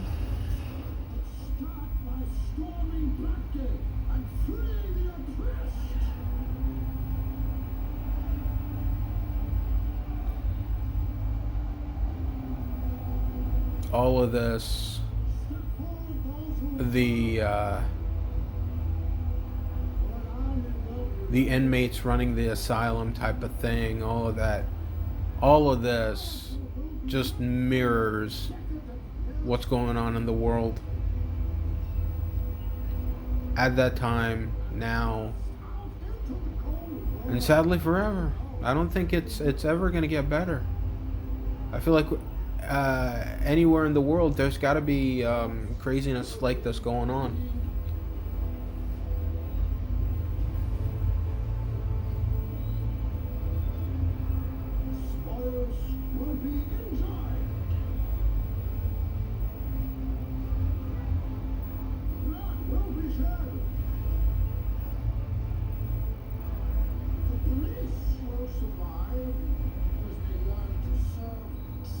downstairs. This great city. It will endure. Gotham will survive.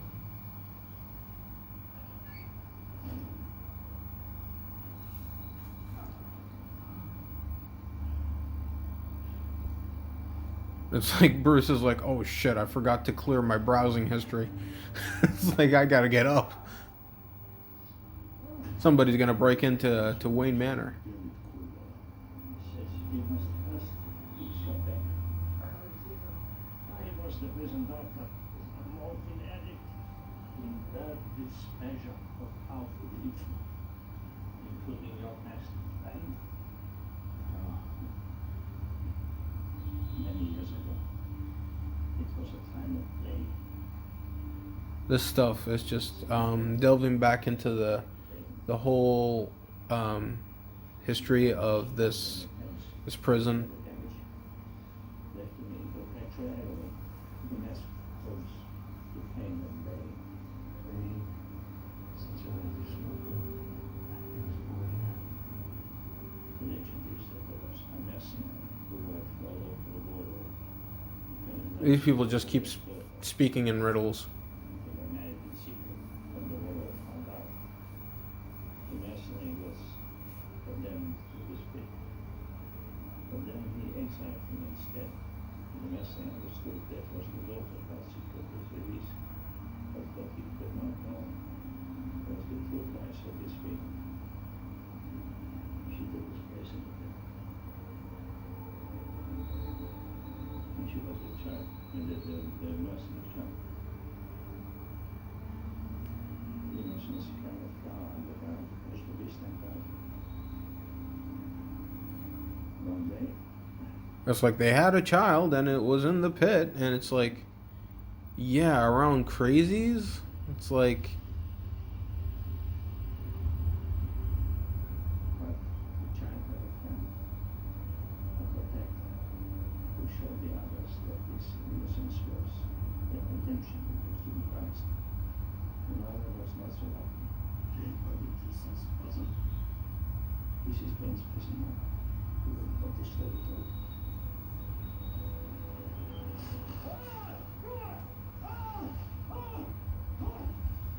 damn, you feel the pain that Bruce is in. Yes, left. Christian Bale's just.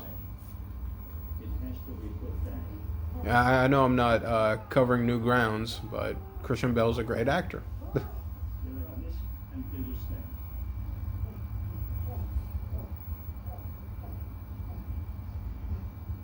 They just punch them in the back, and oh, now I'm fixed.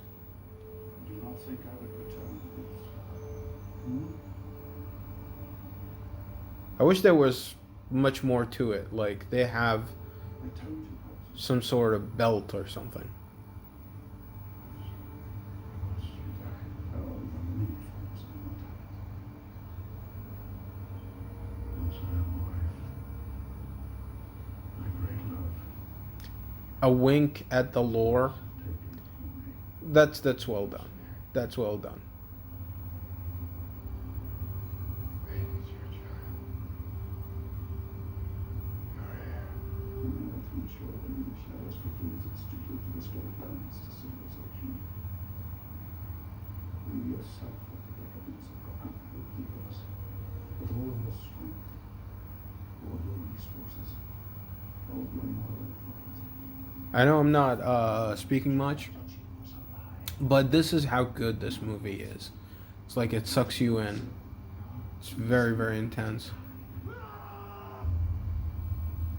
Like I keep going back and forth whether or not it's the best of the Dark Knight trilogy, and you know it might be. You know, as I'm watching this right now, it might be even better than Batman Begins, but it just keeps fighting with Batman Begins whether this is better or that's better. Very, it's emotional. It's very intense, and for once, like much more than in The Dark Knight, Batman is much. It feels like he's much more important.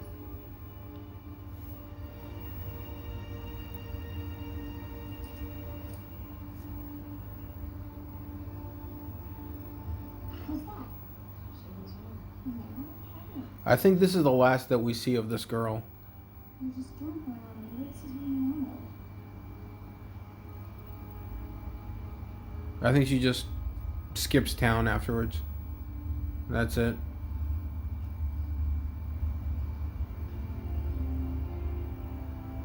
See, I like how it looks like, it's been a while now, because you see the snow. It's been a few months.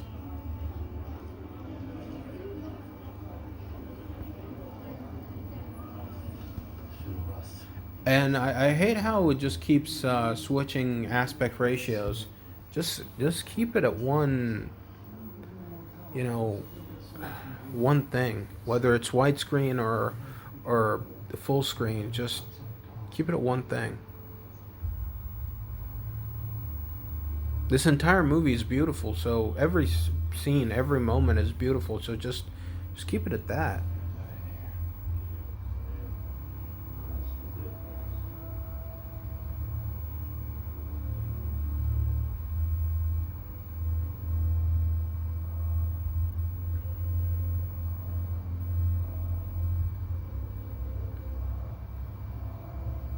See again, the whole arc of this is the fear. It's fear. That's the whole narrative in the entire Dark Knight trilogy. He started with the first one, um, and here, he's got the rope, and the whole way to to, to overcome is by using that fear. Use it. That's why he's got the rope, because he's afraid of falling.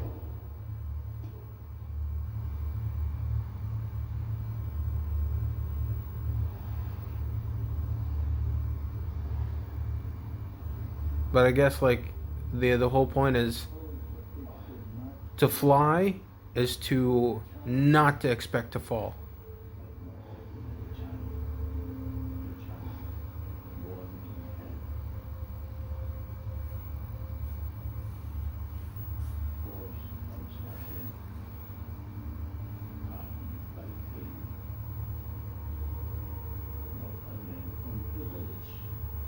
Not a man from privilege. See? That is why Batman should never be anything but white. Because that's the whole point.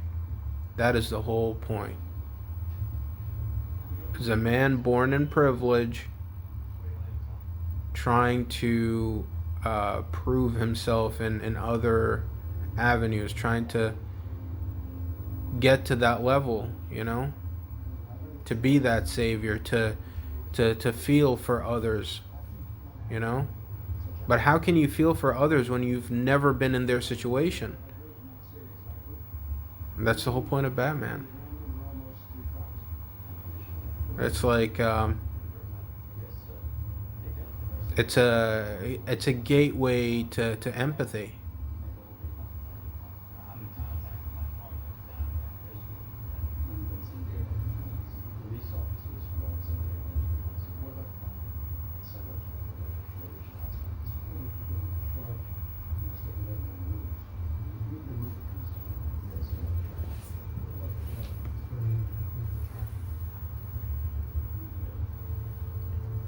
See, I love all of this where it's not they're not sitting on they're sitting on their hands, where it's like yeah, we'll just wait until Batman comes back. And that mark, that is like a Nightwing mark.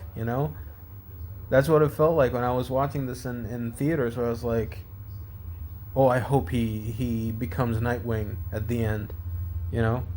Puts on a mask as if like, hey, Batman is still here. It gives hope to the people of Gotham.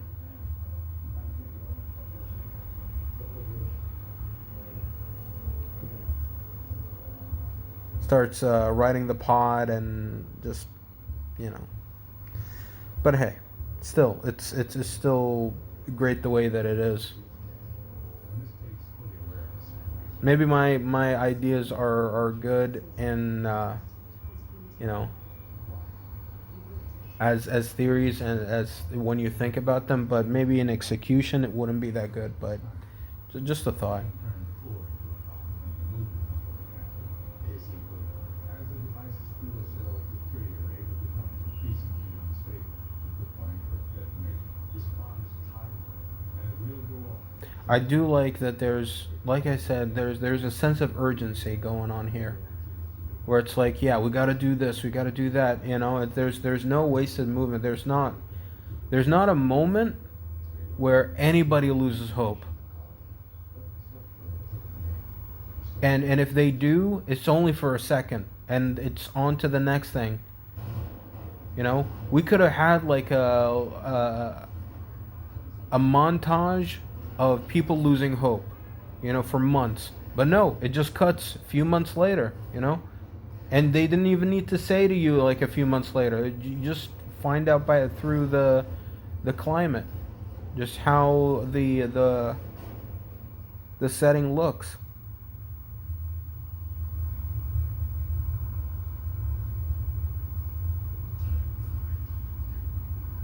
Not like your schedule, Captain.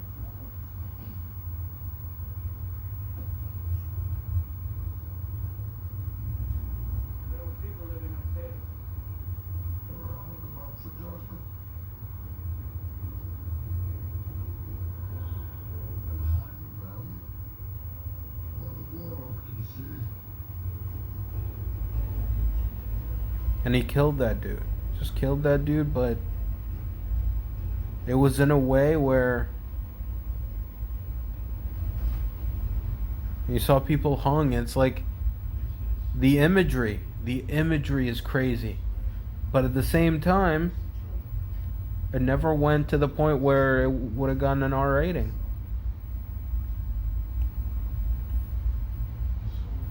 But still, like, people hung. It's like that's beyond like PG-13. But hey,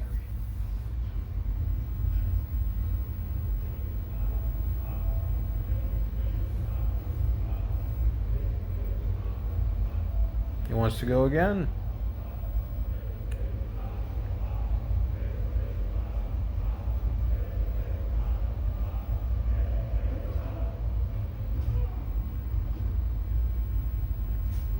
And I love that Bruce keeps failing. It's not that and here a callback. It's just very, very well done.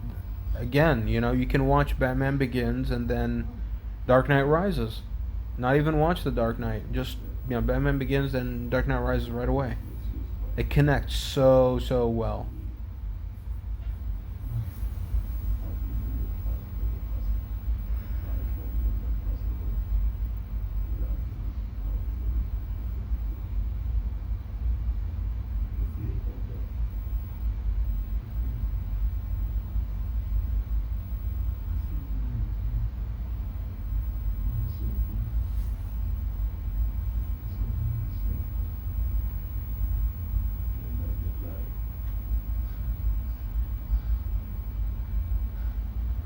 Now he finally speaks in English. So he didn't need a translator this entire time. That's like Jackie Chan in Rush Hour, where it's like, you speak English this entire time? You never asked. I never said that I can't speak English. It's like, come on. That's a dick move right there. It's like for months you've been hiding that from me.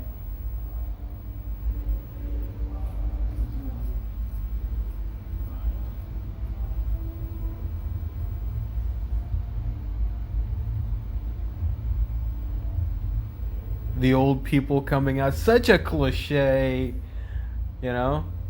It's like, for years we haven't seen this, and it's like we're witnessing a legendary feat right now.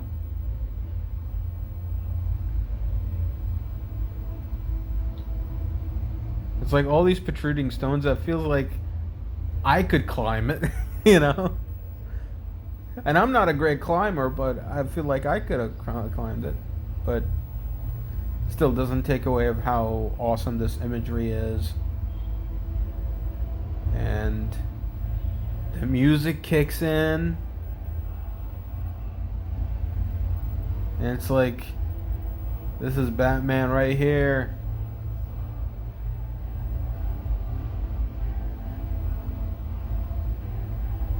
Chicken, chicken, chicken, masala, masala. Chicken, chicken, masala, masala. That's what it kind of sounds like, but hey, it's still freaking a triumphant moment. He did it. And all the crazies can leave now.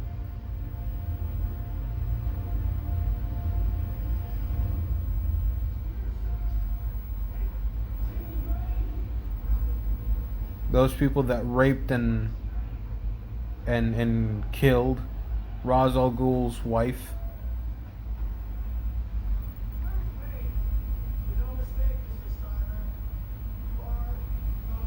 A wonderful cameo. Look at his raggedy suit.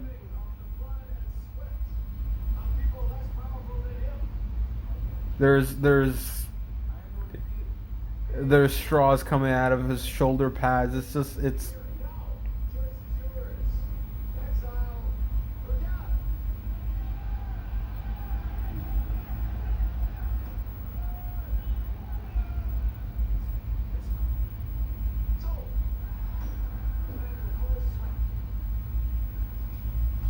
that, you know what? They actually, him having a cameo here is much better than the cameo in the opening to The Dark Knight.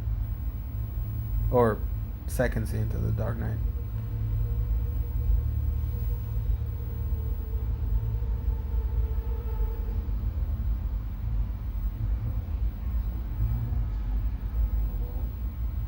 I wish we could have seen that dude from Batman Begins, like the one in the prison. It's like, and I am the devil. The dude that Bruce Wayne was in a fight with in that prison. I think it was a Korean prison.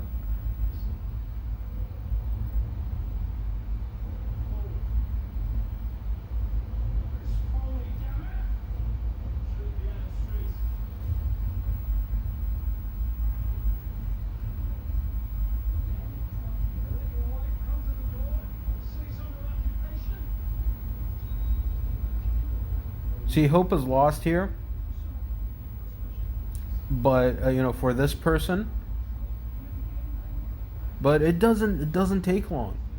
Like you could have had like another 20 minutes of like Jim Gordon trying to convince Foley to be part of the rebellion, part of the resistance or whatever, but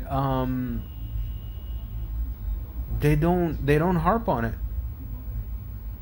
That's what I love about this movie. It's like they don't harp on things too much. It's like there's a back and forth. Okay, let's move on. Because Nolan knows how to entertain fans. He knows that, fans would, like, while watching this, they're like, okay, this is boring. And then before you even say that it's boring, it cuts to something much more interesting.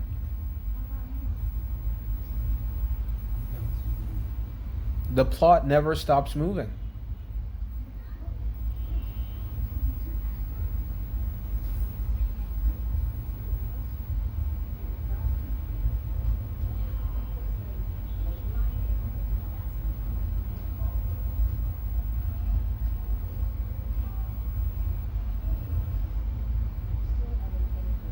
And that's it, they're dead. Just by getting their arms broken, they're dead.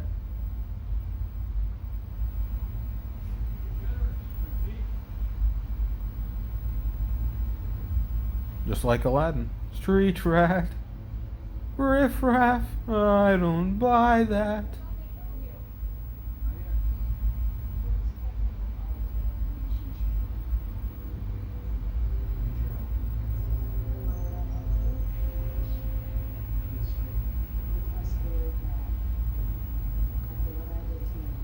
He still trusts people.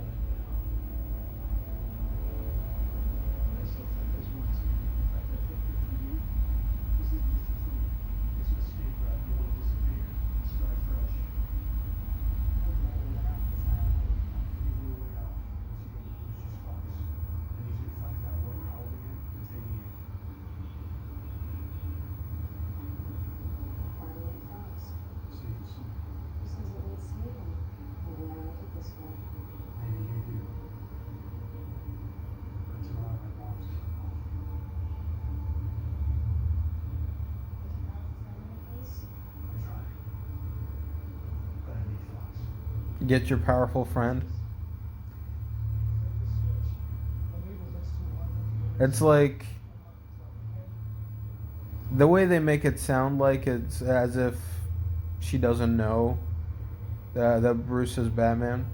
But I think it was just a little back and forth. It wasn't like, it was just like something cute, from her side of things.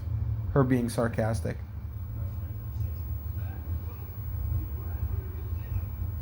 Because like you just said, like you just turned on him. And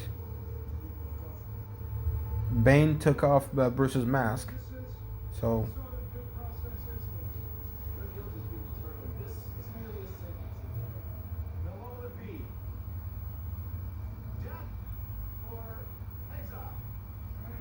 You think we're going out onto that ice willingly?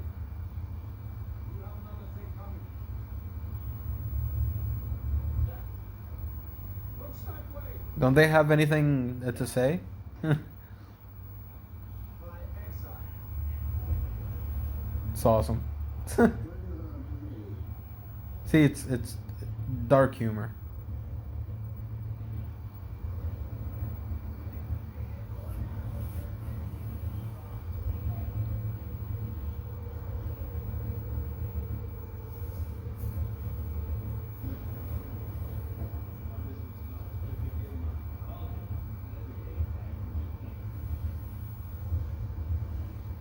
Because over time we'll be on your future.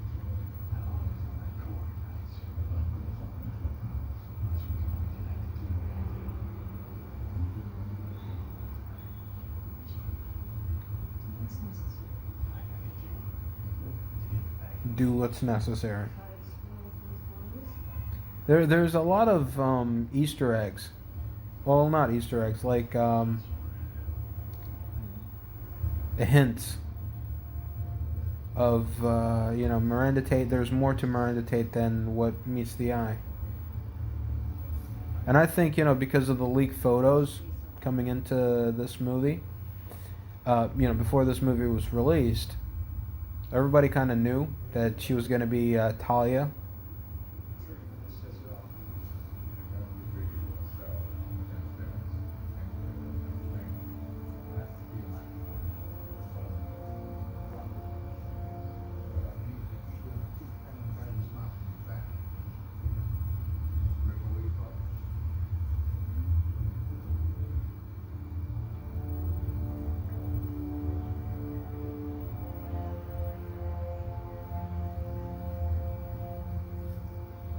And just now, Lucius Fox all of a sudden knows that Bruce is Batman. After all this time. That's why I think he always knew, but he just never said anything about it. And you know what? It was never like that big of an issue. Except in Batman Begins.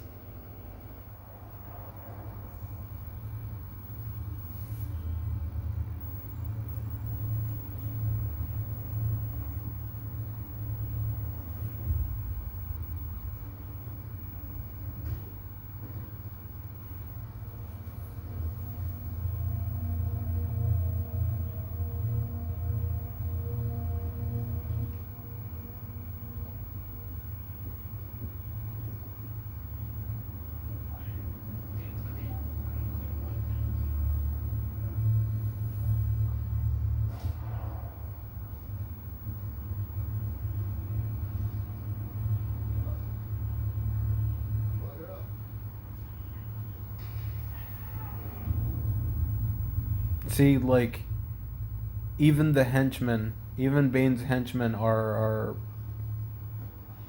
menacing.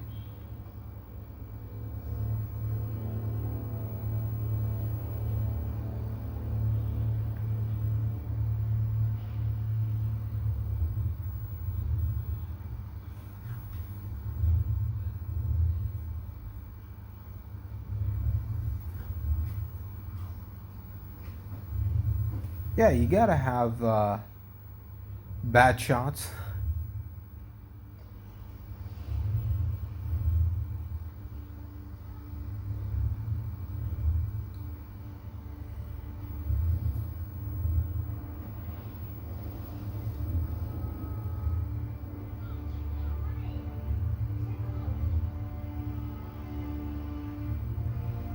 Yeah, he had the time to put up that symbol while everybody's dying. But hey, it looks cool. Keep her close. He'll come for her. And how can you tell that's the bat symbol? It just looks fire. It looks like just fire, you know? Like, oh my god, that's the bat symbol right there. It's not like the old bat symbol. It's the Dark Knight symbol, and it's doesn't look like a bat. This looks like a dash.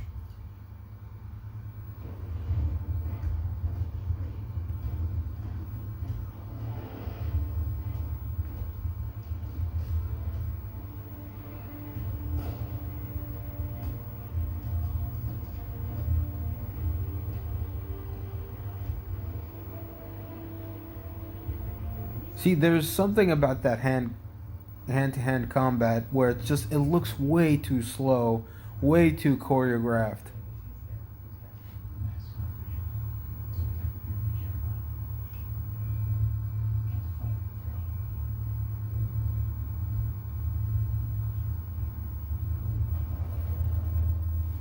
Like in a way, I feel like Nolan was born in the wrong era. Like he should have been making movies in the '80s.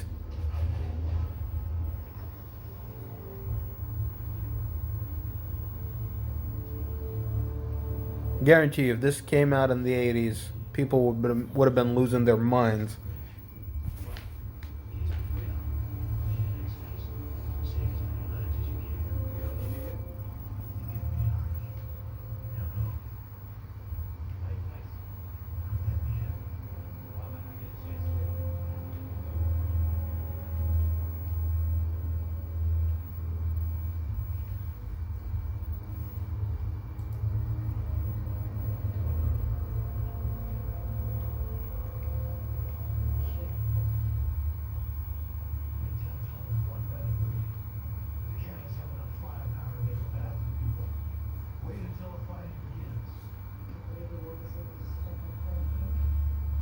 And right away, she knows how to drive it.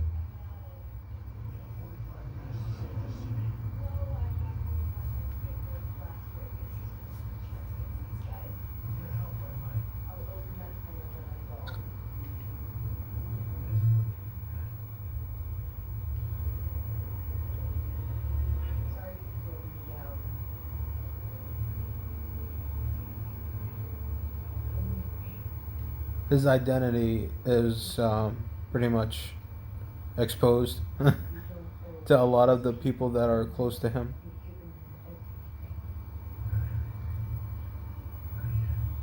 I love that line. Giving him everything, not everything, not yet.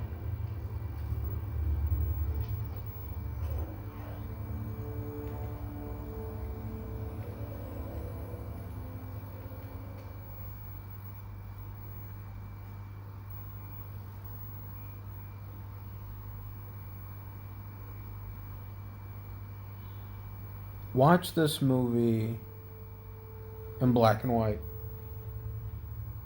I'm gonna turn off the colors. Desaturate it, you know, as close to zero as I can. And it looks great. Looks absolutely great.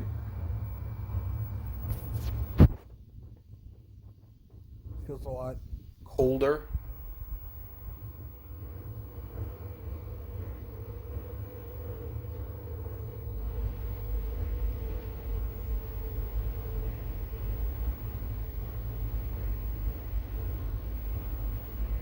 Just great stuff.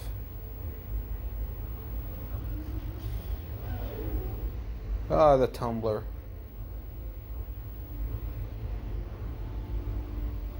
I mean, it would have been cool if it was used against Batman. And you could tie it into like the first one where which is talks about, hey, I got something for you, and like Batman would be like, yeah, nah, no, I don't want it. Now the things that he didn't want are fighting against him by the end.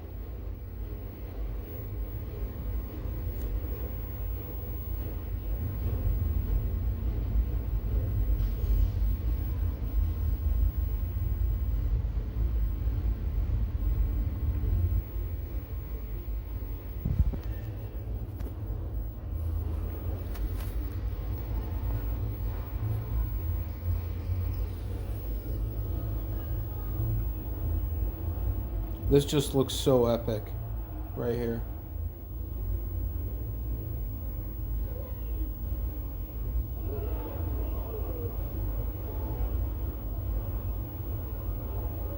Or yeah, Batman isn't alone.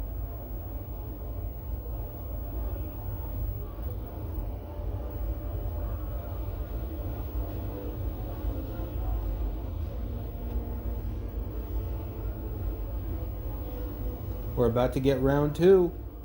Bane and Batman. So you came back to die with your city.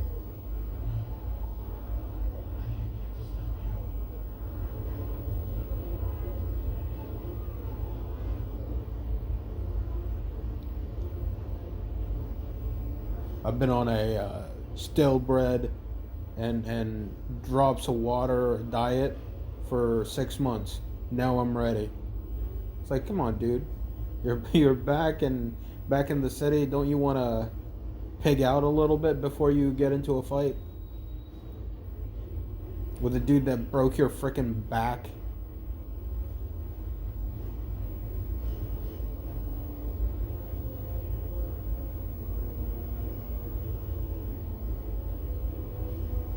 He could have. I think Bane could have killed a couple of main characters. Could have killed Alfred, since we don't see Alfred for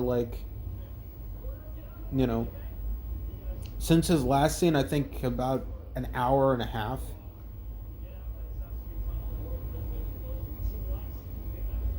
Because we get to see him later on at the very end. Is he back? So comic booky. So comic booky. But hey, Nolan doesn't want to do a comic book movie. He wants to make it real.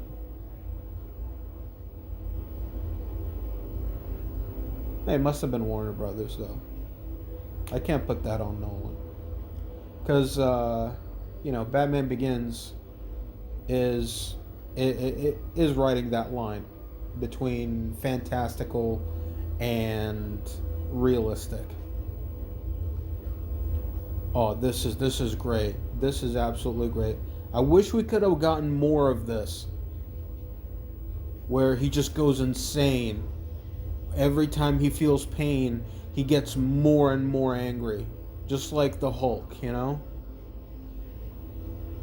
Goes back to like the opening scene where it's like, if I take that mask off, would you die? And then he'd be like, it would be very painful for you. Like, damn.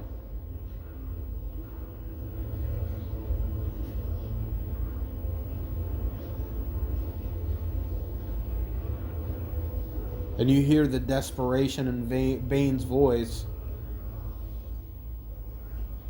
You hear the desperation in Bane's voice, and you feel the fear that Bane has going up against Batman. He knows he's done for. Wait,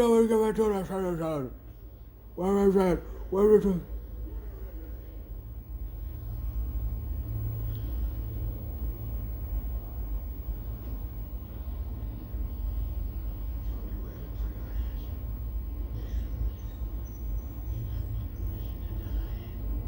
See, that's the anger. That's the anger that Batman is left with, where he just doesn't make sense anymore. You know, while he's trying to talk, he's not coherent.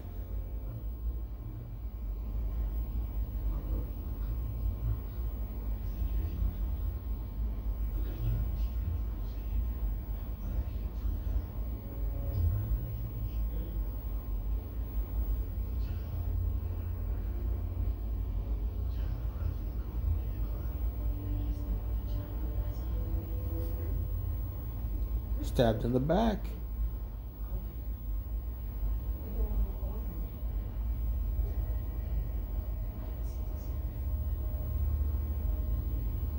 I just got my green card.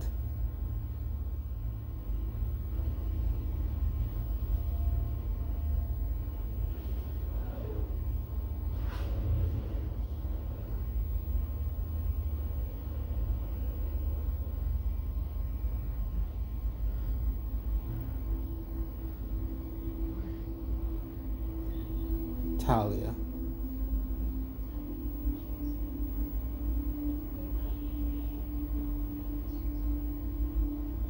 Great revelation. Great revelation. Great reveal. You know, if you weren't privy to the leaks, this was a great reveal.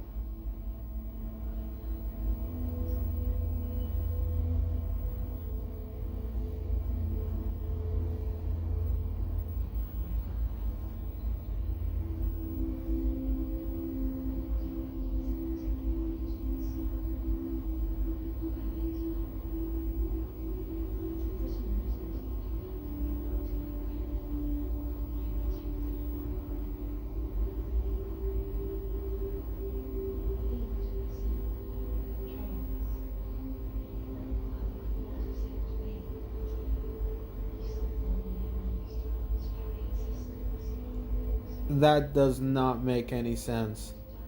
He only saw a monster. Like, how much of a monster? Like, too much of a monster for Ra's al Ghul, who was willing to execute somebody for stealing? I mean, come on.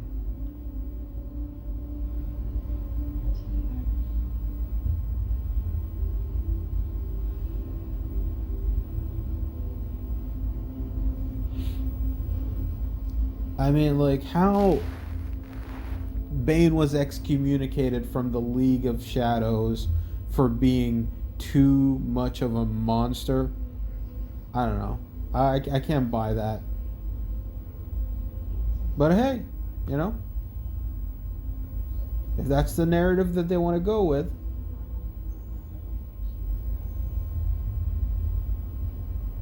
And now Bane just gets up like nothing happened. Like, I didn't just get my ass whooped. What are you talking about? No.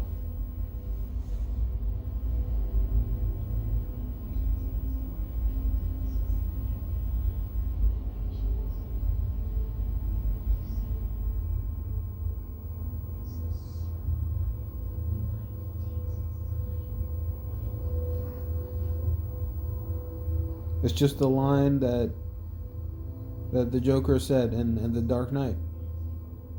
Guns are too quick.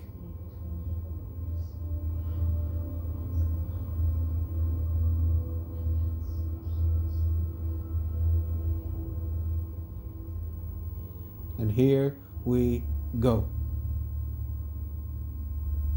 And nothing happened.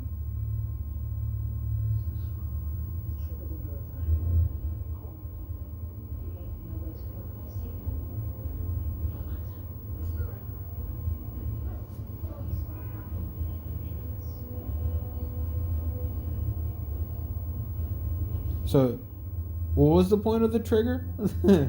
If it was like there was already it was already a time bomb. There was a timer on it and everything. So why is there a trigger?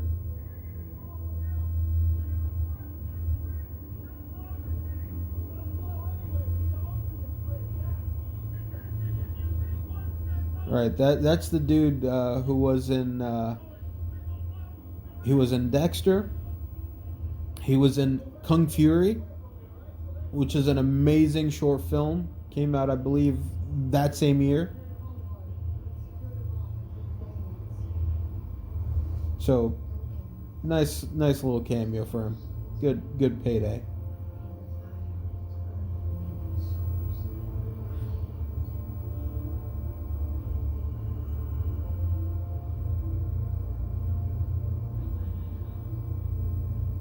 $8 million went up to $12 million in 4 years. Wow. Because I think that they said something in like the Dark Knight that there's like 8 million people there. I don't know. Maybe they said something different, but yeah, it's not a big deal.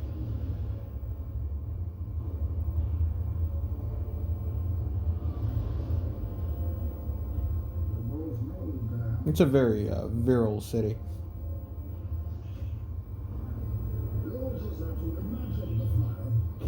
Yeah, I'm gonna kill you anyway.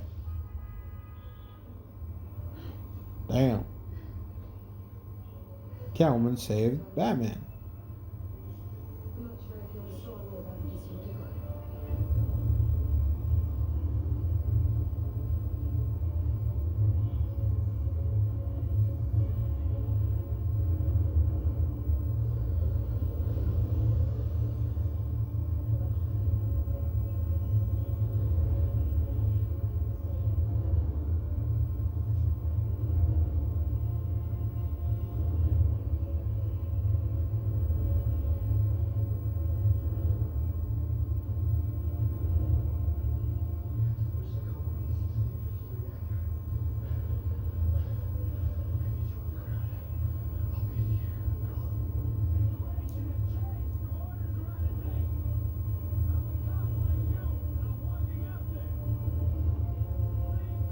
You gotta watch this in black and white at least once.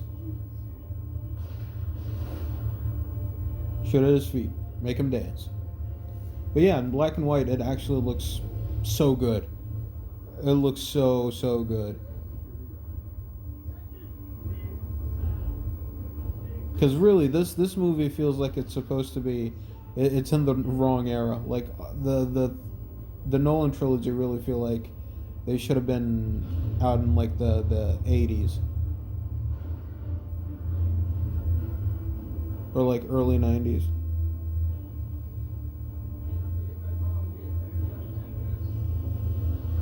They actually would have been perfect for the late 80s, early 90s.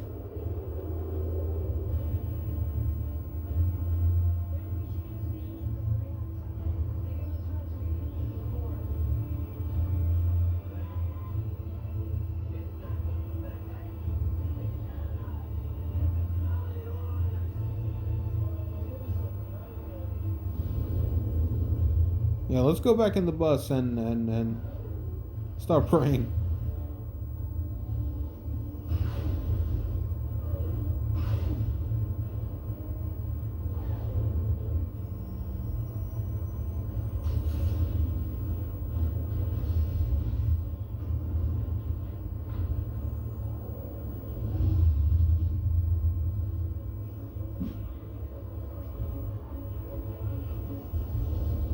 I think the pod on Catwoman it looks good. It looks much better than with Batman.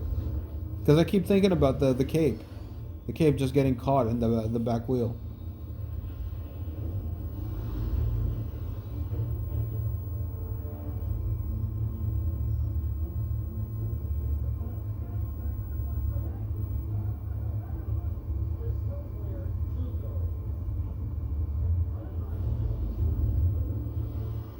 Even the teacher is like, yeah, we're gonna die.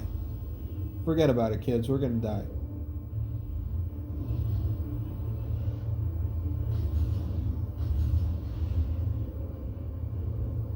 Dude, this reminds me of like Arkham Knight with the terrible driving stages. It wasn't like too bad. Not as bad as people say it is. But it does get frustrating.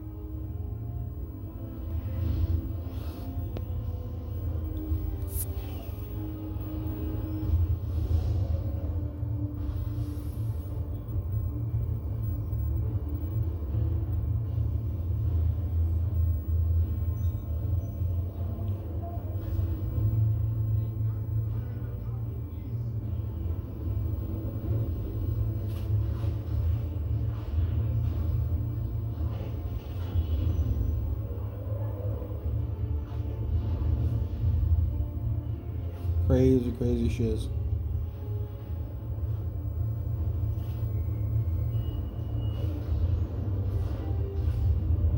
Damn.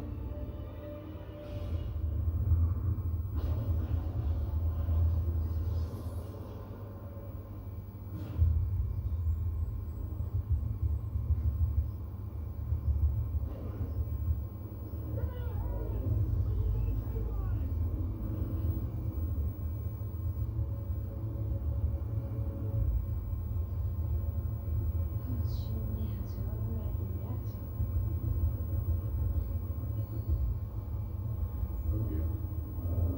She looks like me when I'm like in the middle of the night and trying to find something to watch on Netflix.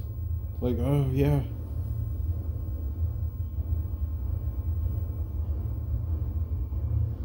Like I'd be like very sleepy, but at the same time like, oh, I just want more show.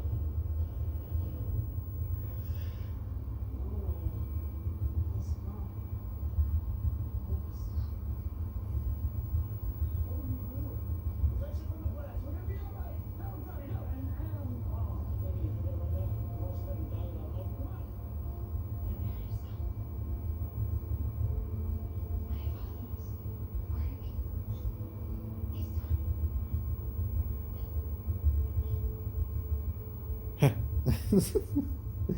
that death. That death though.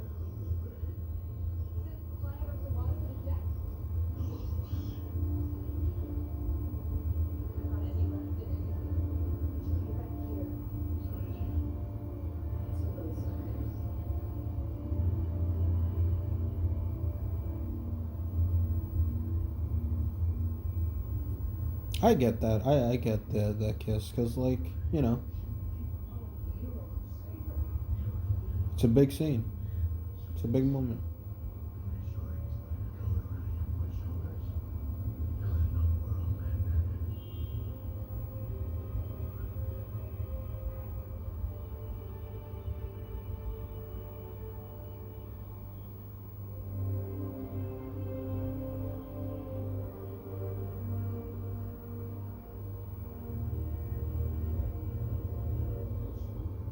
Bruce Wayne? Now he finds out that it's Batman. Great scene. Great scene. And yeah, I get it. Some people might say like, oh, you know, it's Bruce, you know, like how would he figure that out? Just by what he said.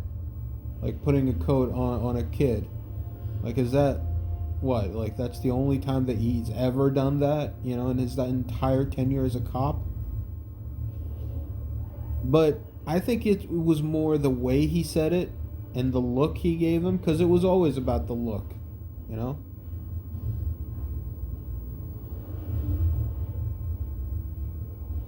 Tim Blake or Richard Blake or Dick Blake or whatever, I'm just going to call him Robin. What Robin said to Bruce earlier in the movie was that, you know, you had that look. So I think that was the narrative. That the people that figured it out was because of they stopped looking and more actually stop seeing and more looking, you know, at somebody. Because sight is sight, but when you're looking for something, when you're actually focusing on something, you notice things much more.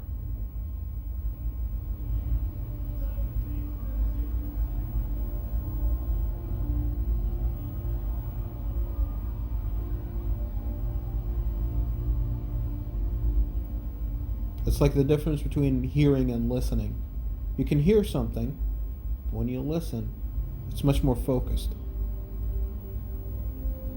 I see a beautiful city with young people, boys, yes. I see the lives for which I love my life, peaceful, useful, prosperous, happy. That's a that's a great scene.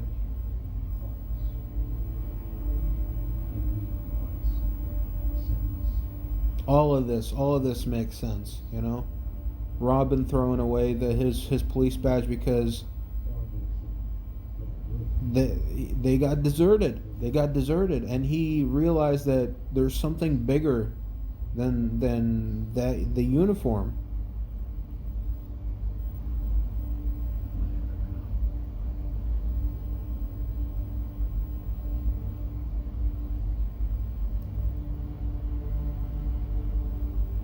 And what a ballsy move. What a ballsy move to kill off Bruce, whether it was the original interpretation or not.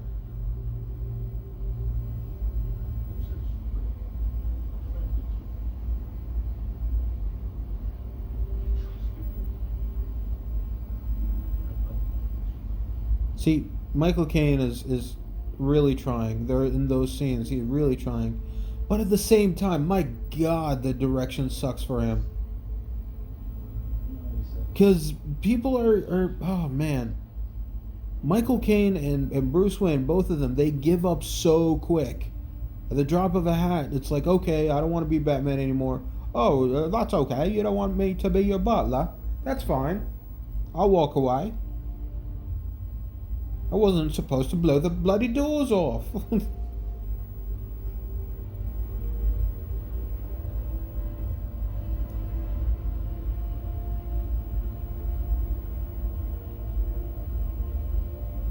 It's as if Jim Gordon's contemplating, is like, should I be the new Batman?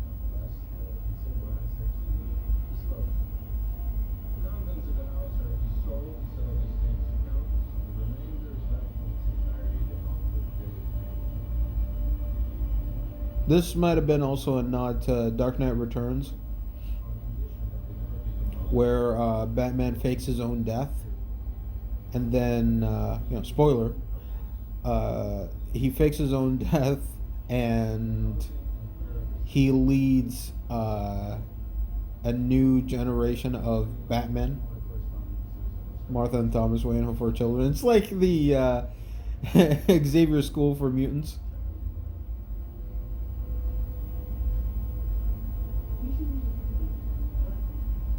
Yeah, you should use your full name because I like it. Robin. I like that. Robin, you know? So comic booky. But hey, I love it.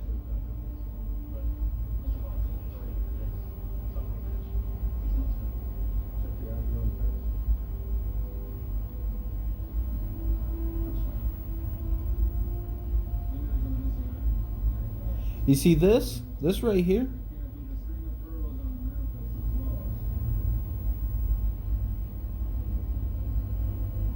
I feel like this is each of these is like an Elseworld, what if. It's kind of like if you've seen the movie Clue, where they have multiple endings. I feel like this is like multiple endings is like what if, what if, what if.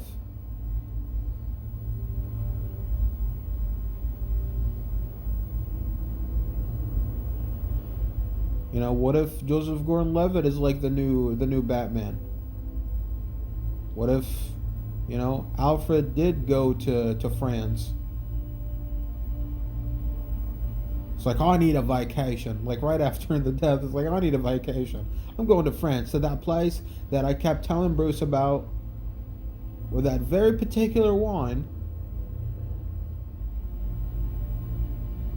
Yeah, we're gonna restore the bat symbol, even though there's no Batman. That's sounds right.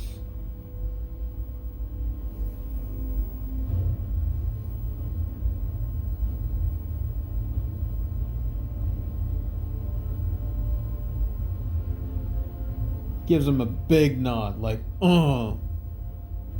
he's friggin' bopping to rock music,